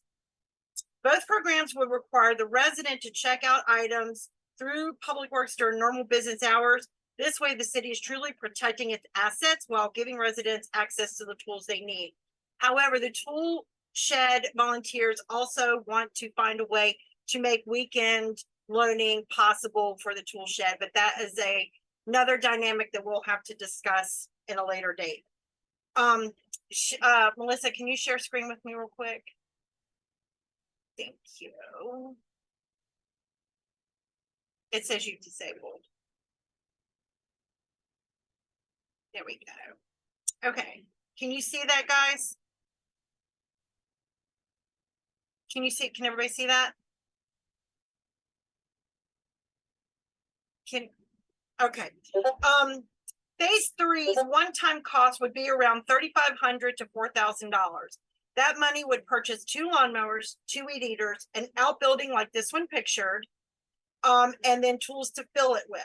I found tool sheds like this that ranged in price between $100 and $400 and would not require the pouring of a foundation. Again, this would be a one-time item cost and not an annual amount. Replacement of tools for the tool shed in the future would be covered by their line item if they have one. This financial outpour would be to initiate phase 3 and restart the tool shed at the same time. The Lawn Angels cost would be around $1,500, but I'll go into that in a little bit. Let me stop sharing there, guys. All right. Also, to clarify phase 2 real quick, this phase would not replace the Green Team's park cleanups, but instead expand it to include the entire city by encouraging residents, churches, clubs, scouts, and others to adopt portions of the streets or roads to police once a month, similar to the Adopt a Highway program. That was Luke's. Valerie, you suggested including a home repair option. So I thought on what you said and came up with home help. The qualifications for both programs would be similar, but not identical. This program would be for those with physical need for assistance to make the repairs necessary. I envision this program to be a quality of life program. In other words, home helpers would help those in need with small household projects that affect their daily living or to help them avoid code violations. Home helpers would be separate from Lawn Angels and would create a different crew of volunteers just because of skill sets. Some of the repairs that I think would be covered, and I'm more than happy to tweak it with your input, Valerie, but I would vision things like toilet repair, sink repair, kitchen faucets, door repair, simple painting, broken windows, fixture replacements, things along that line. Home helpers would be a separate line item from Lawn Angels, and instead of working with Public Works like Lawn Angels would, they would work with code because of the potential need for permits to do the work. But I do not foresee a large line item need for these because I assume that homeowners would pay for the simple repairs, or I am happy to discuss a healthier line item to help offset for those who need help because they live on a fixed or limited income. I would see this particular line item housed along with home improvement programs since they are connected in a way, or they could be alongside the Lawn Angels due to the nature of volunteers. Either way works for me. Home helpers would need an entirely different application from Lawn Angels since it would involve more aspects than just mowing someone's lawn or tending a garden, and we would have to work with legal on those details. Next was Jarrett's concern with the cost of the disposal for trade-in gas mowers and contractors in the city. I did not go into it with my original presentation because this is a deeper aspect, but I am more than happy to address it because of the benefits that it will have for both the program and the city as a whole. Jarrett was concerned with the cost of disposal of the trade-in gas mowers, but in one word, scrap. There are many companies that buy items like lawnmowers for scrap metal, and they make a lot of money selling those off. So we would sell the mowers to scrap yards directly and then use the money from that to help fund further conversion of the city equipment to electric from gas as well. Either way, the idea would be to sell them for scrap. As for lawn companies who do work for the apartment complexes, this is something we will need to address eventually. More and more cities around the nation are going electric and banning gas-powered lawn equipment, even here in Mount Rainier. In January 2021, Scott Cecil and Luke presented the greenhouse gas resolution that commits the city to going zero emission by 2035. While that only covers city-owned equipment, we should encourage all of those who live and play in Mount Rainier to follow that same example. I am more than happy to work with Jared if he is interested in coming up with comprehensive incentives for the property managers of these apartments to help encourage them to look at companies who use electric equipment instead of those who use gas-powered only. Then there is the little detail of the school system and the county, but I would love to address the county and propose that they strongly consider converting their maintenance equipment to electric as well. This is something I've reached out to other council members and other municipalities to join forces and bring up to county. It would not only be better for our environment, but cheaper in the long run. Lastly, to address the mayor's concern about the initial cost. First, to get the money to fund the buyback program, it would entail finding grants, state monies, or capital campaign monies. I have done some research and spoken to other elected officials at the state level, and there seems to not only be interest, but a sense of excitement over the prospect of this program. So finding the money is the first hurdle. After then, it becomes win-win-win for the city, including really good press. Then for the purchase of the mowers, since we would essentially be buying in bulk, we would negotiate a bulk cost versus ticket price, which would save the city even more money. Electric lawnmowers are not that expensive in comparison to gas powered motors. And if you look at the cost to run them, they are cheaper in the long run since you do not have to buy oil and gas, but instead charge a battery or plug it into an outlet. Maintenance is even cheaper, but that concern does not even come into play until we are ready to go into phase 5 of the program. As for phase 3, to purchase 2 lawnmowers would cost no more than $1,000, not including tax, of course. And then the most expensive logical weed eater I found was around $100. Since these are for residential use, I would not recommend getting industrial grade equipment, but instead nothing more than one of us would go and buy at Home Depot. And as you can see, these are the 3 top names: Ryobi, Black & Decker, and Makita. And the prices straight off the Home Depot website. The next steps: adopt the Lawn Angels program for phases 1, 2, and 3. Add a line item to next year's budget for Lawn Angels in the amount of $4,000 to purchase 2 mowers, 2 weed eaters, and to help reestablish the tool shed. Then work with Code and Public Works and Legal to develop fair parameters for the program and develop the application and loaner process. And with that, I will take any questions you guys may have. Okay, thank you. Luke? Thank you, Mayor. Thank you, Danielle, for putting this all together and answering a lot of our questions. Who would administer the program? I would leave that up to the city manager to decide who would actually administer it. The ideas that I presented were ones that I got from Kathy and I, just bouncing it around. When I initially talked to Alma about the program way back a few months ago, we're talking to her and the social services coordinator. So any number of people in the city could administer it, but I would leave that up to the city manager to decide who would actually do that.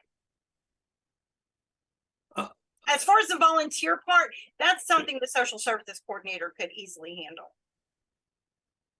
So I know our staff has got a full plate load. I know everyone's kind of working 40 hours a week.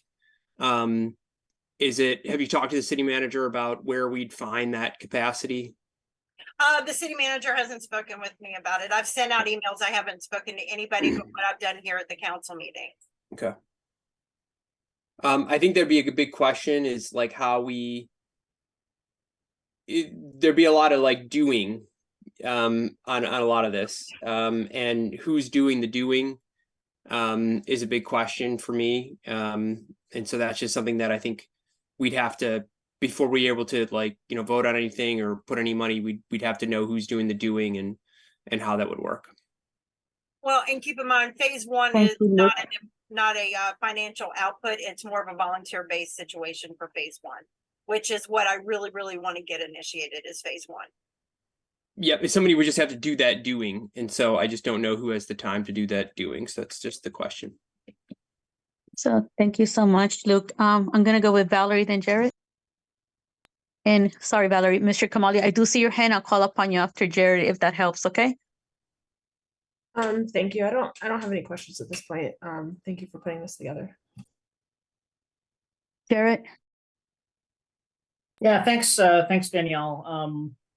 I don't have a problem with the sort of the dollar amount of it. I just, my concern, if you will, is really just the staffing time needed to support. So I think, you know, that's and I think a lot about this when we do different efforts across the city. Sometimes they're city initiated, sometimes they're volunteer. You know, if they're volunteer and separately administered, you know, by community members that don't have, the city doesn't have any part, then, you know, obviously it's a different dynamic than the city being involved. So that's something I just, you know, some of these phases are really low in dollar amount, but in terms of potential staffing obligations, they actually do, you know, potentially it looks like it could demand a lot of staff time, and just, you know, because our staff, as you know, are relatively limited. You know, if they're doing X, then they're not doing Y. And that's something I just kind of want to have a better understanding of, because there's 3 very distinct phases here that are also sized pretty differently.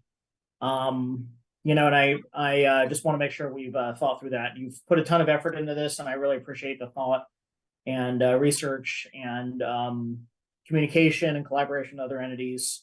I just want to make sure it's something we can, the dollar amount's small, but the actual impacts could be higher in terms of staffing. And we also want something, you know, when you're, at some point, you're not going to be on council, right? You may be driving this and rolling with it and helping making sure it succeeds, but want to make sure that I think about this every time we put a new program in place or start a new committee, is that, you know, when the council member that initiated that effort is no longer around, is no longer on council, can we still sustain that effort without sort of the, you know, the sweat equity, if you will, of the person being involved? So that's my 2 cents.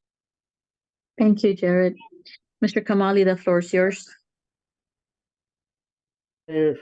All right, thank you, Mayor, and thank you, Danielle, for putting this one together. But unfortunately, from my point of view, I wish you had talked to me before you presented or before you reach out to my staff. So regarding Public Works, I had a conversation yesterday with Rocio. She reached out to me and she informed me that you had contacted her yesterday morning. Oh, shit, we're gonna do that? Excuse me. Hold on. I am so sorry. No. I'm sorry. Danielle, I'm gonna ask you to please, first of all, we do not curse in meetings. The floor is being conducted by the mayor. In this case, I ran the meeting. The city manager had the floor. We will not be doing this to staff, and we will not be doing this meeting. If you cannot control yourself, I'm going to ask you to please go ahead and leave the meeting, because we're not going to be doing this. All right. Number 1, this is the second time I've asked you to please follow the rules of the meeting. In a different meeting, I said the same thing. So please refrain yourself from doing that. There are other people like that are listening to this meeting, and this is not the way we go ahead and treat staff, and definitely we do not treat the community as such. So, Mr. Kamali, I apologize for what just happened. I did hit my mic as fast as I could, and for the future, the staff is authorized to mute the mic of anybody that does that, because we will not be put ourselves through that. So please make sure that things like that are not being referred. The city manager was asked a question, and he's responding to it. And he is the one that runs the day-to-day of the city, and it's his staff who he needs to be able to know whether or not they're able to do this job. So please, I want to make sure that this is not it. If you cannot continue, so please make sure you leave, because I don't want to get in a position to ask you to leave the meeting. Okay? Mr. Kamali, the floor is yours. All right, thank you, Mayor. So what I'm trying to understand, we had a conversation with Rocio. First of all, when it comes to implement this project at Public Works, I'm sorry, I don't have this space, because the Public Works lot is occupied by the fleet that we have over there and the equipment that we have on the backside. We have street cans over there. We have the traffic barrier. We have the water tank. We have the Also, F-350 is parked on the backside, and also I have the trash truck number 6 is parked over there. So I talked to Rocio and I said, I don't have any space to locate the tool shed. And then when it comes, even though if I had the space, I don't have the staff, capacity. I got only 6 people that working as the labor and CDL in public works, and Rocio and the program manager are tied up with so many projects. And they told me who's going to be overseeing this project. So I cannot, hold on a second, let me finish, please. I cannot promise to implement this project, and maybe in the near future, I don't know. But right now, the staff capacity, the space, and also mayor and council, the liability for this city. Because the people that are coming over there to take the mower machine, anything could happen. I cannot guarantee that. And the public works are open from 7 to 5. We are closed on the weekend, so we cannot be responsive to the residents. And I do appreciate mayor and council to look into this issue and let me know what we need to do.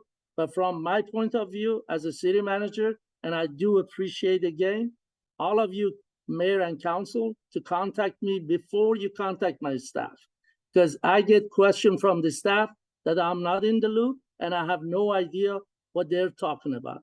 So if you want me to run the city, please let me do my work, and I do appreciate your cooperation. Thank you, Mayor, and I appreciate everyone. Thank you so much, Mr. Kamali. You are running the day-to-day operation. Our job is legislative, and I think we have made it very clear of what our function is as a team. All right.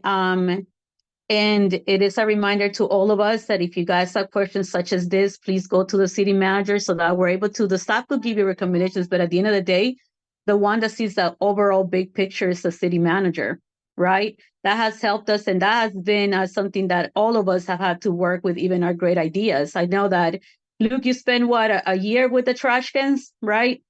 And there were various things we needed to address. So how it could be done, when it could be done, and how about, mainly because there were things that, bigger picture things that we were not seeing. But definitely appreciate Luke being patient when it came to that, and we were stronger because of it. And I feel like it set a template to even how we're thinking of potentially doing any other program when it comes to, I know we're looking into compost and stuff like that, because the rollout was so smooth, right? We had minor things that it could have been bigger had we not noticed. I will say my piece on the subject. So a couple things for the future to remind the council. We part of the course of the meeting is that you guys can make comments, but you do not address the council members when it comes to their comments. So you could say, in the last meeting, I was told A, B, C, D, and G, and that's fine. But usually we do not go, and Luke, you said this, and Jerry, you said this, and Valerie, you said this, right? I think that we try to keep it more of like a generic answer to make sure that, the various elected officials do not fit target or is being addressed. That is a comment.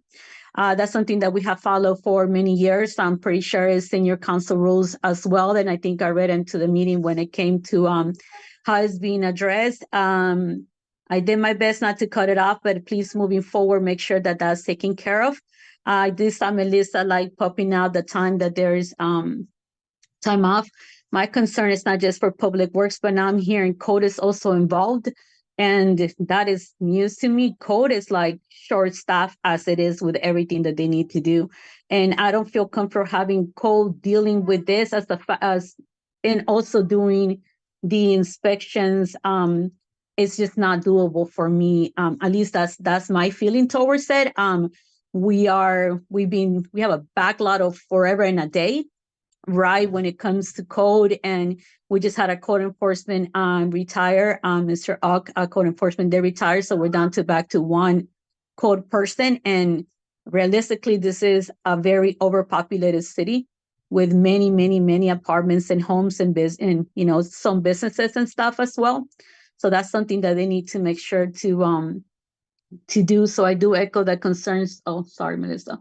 I do echo the concerns of, I'll finish my sentence to be respectful. I do echo the concerns of everybody when it says like, time capacity on it, and I'll definitely will stay at that.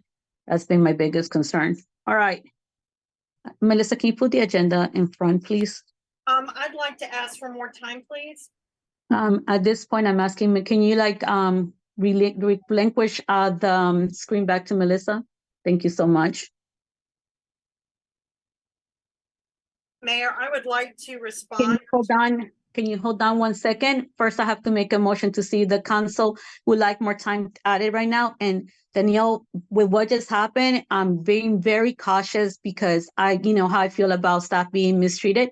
And Danielle, I could read your lips as well. So I definitely do not, if you want to leave, you're welcome to leave the meeting, but you're not going to be cursing me out as well. I apologize, but this is not the kind of meeting we're going to be having.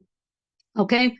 So council, it's your decision what to do, but I'm not going to be cursed out, whether it's on voice or by somebody saying something because the mic is off.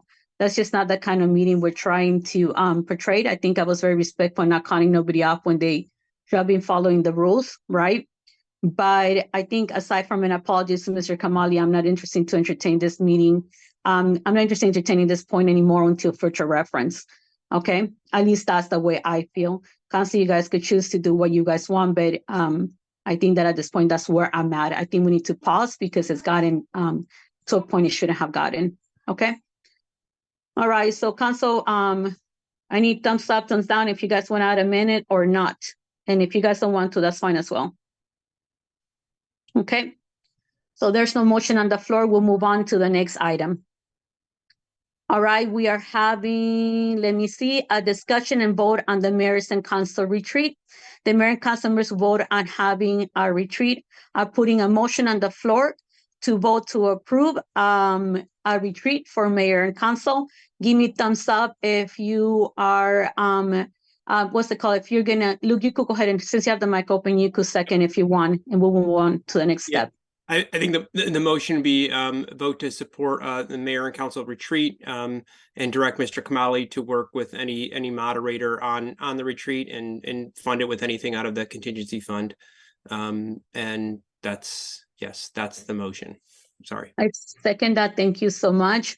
Any discussion? Objections, abstentions? Hearing none, this item has passed. Thank you so much. All right, Mr. Kamali, you have direct line of what to do next. If anything, please reach out and let us know what support you need if there's any clarity. And thank you, Luke, for making the motion. Okay. Will do. Thank you. All right. Thank you. Moving on to item number 15. Discussion and vote on endorsing PGCPS parent leader statement on crossing guards and school zone safety. Mayor and council will have discussion and vote on endorsing the PGCPS parent leader statement on crossing guards in school. Sorry, my throat's gone. School zone safety. You have the letter available, Melissa. Thank you, Melissa. You're so wonderful. You're such a great clerk. I want you to know how much we appreciate you, and Mr. Kamali for putting a good team together. Okay. Can you do me a favor, Valerie, since you're the other liaison when it comes to the schools? Can you go ahead and read the letter for me so it could save my voice a little bit? Yes, I can. Okay, so I just have to get a little closer, sorry. PGCPS parent leaders, our kids can't wait for safe routes to schools. As parent leaders within PGCPS, we all mourn the tragedy that occurred on November 20th, 2023 at Riverdale Elementary. We are heartbroken for the students whose lives were lost, their families, and the entire Riverdale community. This tragedy was preventable and should never have happened. Parent leaders have spent years warning county officials about the dangers of unfilled crossing guards positions and a lack of pedestrian safety around our schools. We are tired of excuses, and this tragedy in Riverdale proves our kids can't wait. Doing everything possible to protect the safety of our students, teachers, and staff is not a choice. It is the core responsibility of every leader in Prince George's County. This failure of leadership must never happen again. We call on the Prince George's County Police Department, PGPD, to take immediate action to fill all vacant crossing guard positions by January 1st, 2024 or sooner. If more funding is required in order to offer the increased competitive pay and benefits needed to successfully fill these positions, we urge county officials to provide it. If PGPD cannot do this, we call on them to immediately coordinate with local governments and PGCPS to provide unspent funds so municipalities and PGCPS can recruit, hire, and pay their own crossing guards on an emergency basis. Every school community is unique and specific needs may vary, but this crisis is universal. These positions must be filled now. This would allow the county and PGCPS to assign crossing guards to schools in unincorporated areas while allowing local municipalities to fill guard positions with residents from and most invested in their own communities. Provide grant funds to local governments, draft MOUs, work out some other arrangement, but get the job done. Finally, we call on local, county, and state leaders to explore and urgently act upon any additional ways to ensure safer routes to and from school, from infrastructure investments like crosswalks and traffic calming, to increased funding for traffic enforcement around our schools, to allowing municipalities the flexibility to implement deterrents like stop sign cameras. All options must be on the table to protect our children and keep our school zones safe. No more excuses, no turf wars or passing blame between departments or levels of government. Every child has the right to get to and from safely, and our kids can't wait. Signed by the Mount Rainier Elementary School PTO Executive Board, Thomas S. Stone School Elementary PTO Executive Board, Hyattsville Elementary School PTA Executive Board, UPS PTA Board, Cesar Chavez Dual Spanish Immersion School PTO Executive Board, Hyattsville Middle School PTSO. And I will stop there. I think also just as a note, Nicole De La Torre from the Mount Rainier Elementary School PTO is on the call as well, in case you need backup. Thank you so much, Valerie, and thank you to the various PTOs, Mount Rainier, Thomaston, Hyattsville, UPSP, Cesar Chavez, and Hyattsville for taking lead on that, and Valerie as well for being a co-join liaison with me in the schools, right? It's quite a bit of work. I definitely want to give you guys a little bit of, and you guys heard from the chief, I know the Mount Rainier has been working very efficiently at working with the schools, but it's not sustainable. We have asked in the past for like funding when it comes to this, right? So basically the motion on the floor tonight is to be able to support the PTOs and their ask when it comes to like crossguard and what the next steps are. And I do have Ms. Nicole De La Torre from Mount Rainier PTO here. Nicole, would you like to say a few words? Yes, sure. Thanks for having me, and hopefully you guys can hear me. I apologize in advance for whoever has been letting me in and out, because I feel like I've come in and out 10 times. So apologies, but I'm glad to be here. I think a lot of you I've met before, but just for those of you who I haven't, my name is Nicole De La Torre. As Valerie said, I'm one of the secretaries for the Mount Rainier PTO, and I have a kindergartner at the school. My son, Javi, just turned 6. He's just a few months older than one of the kids that was killed in Riverdale, right in front of his school, or their school. So this really hits home, I think, for all of us here on the call, but also the broader school community. We live on Bunker Hill, just around the corner from the school. And so we walk to school every morning the same way these kids were walking to school. Sometimes, he's skipping ahead of me. Sometimes I have to drag him to school, as those of you who are parents might understand. And then other times he's literally, running ahead of me, and my heart just sinks every time he's approaching that intersection, because we know that cars are frequently speeding on Bunker Hill, right in front of the school, or skipping the stop sign. So again, this incident that happened in Riverdale is just really mine, and I think every parent's worst nightmare. So I want to thank the city for discussing, and I missed the vote if it happened, but hopefully the vote to reduce the speed limit in the city. I think that's a really great, awesome. I see the thumbs up. I think that's a really great step forward for the community, but obviously there's a lot more that needs to be done.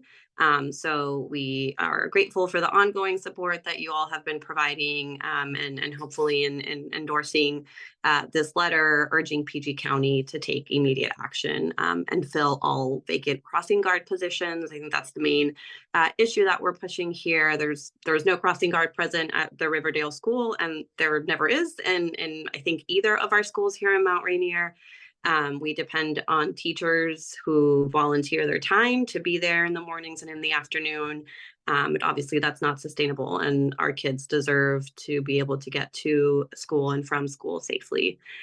So it's really tragic that, you know, this incident had to happen, but I think there's a lot of momentum, and I'm encouraged to see all the schools that have signed up on our letter. And I know I heard from Tim today, our PTO president, that there's several other schools who are also joining and who he's been working with. So yeah, again, just thank you for your support. And yeah.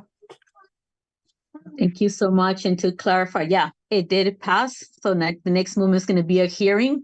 We would love to have the PTOs at the hearing to give remarks when it comes to the reducing of the speed as well. And thank you for all the work that you guys have been doing in keeping the community engaged. And to council, this is just one more thing that lines up with us having a walkable, bikeable, and safe transit city. And I think that at this point, it's good to have, align with people that we're working together.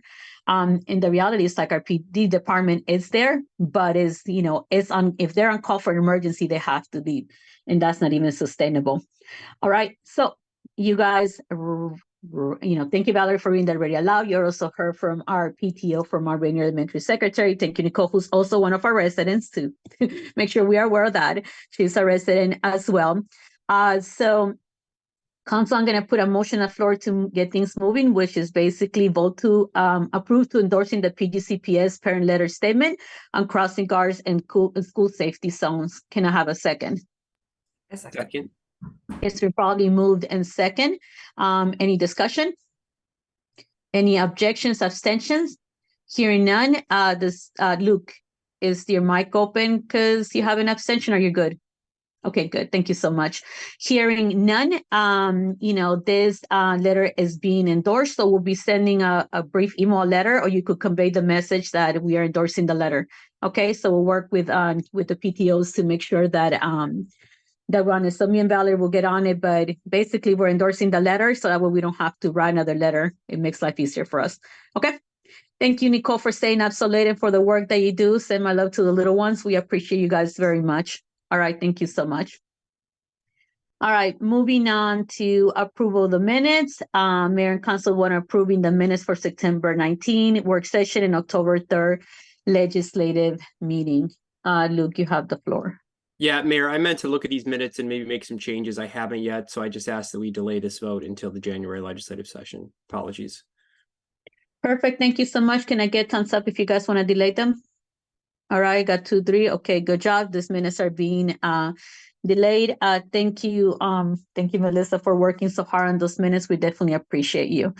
Okay, and your whole entire team for putting up with us. All right, item number 17, proposal to go into closed session according to Annotated Code, Maryland. Mayor and Council of the City of Mount Rainier, Maryland will have the statutory authority to close a session under general provisions of Article 3-305B for the reason of subsection 1 and 3.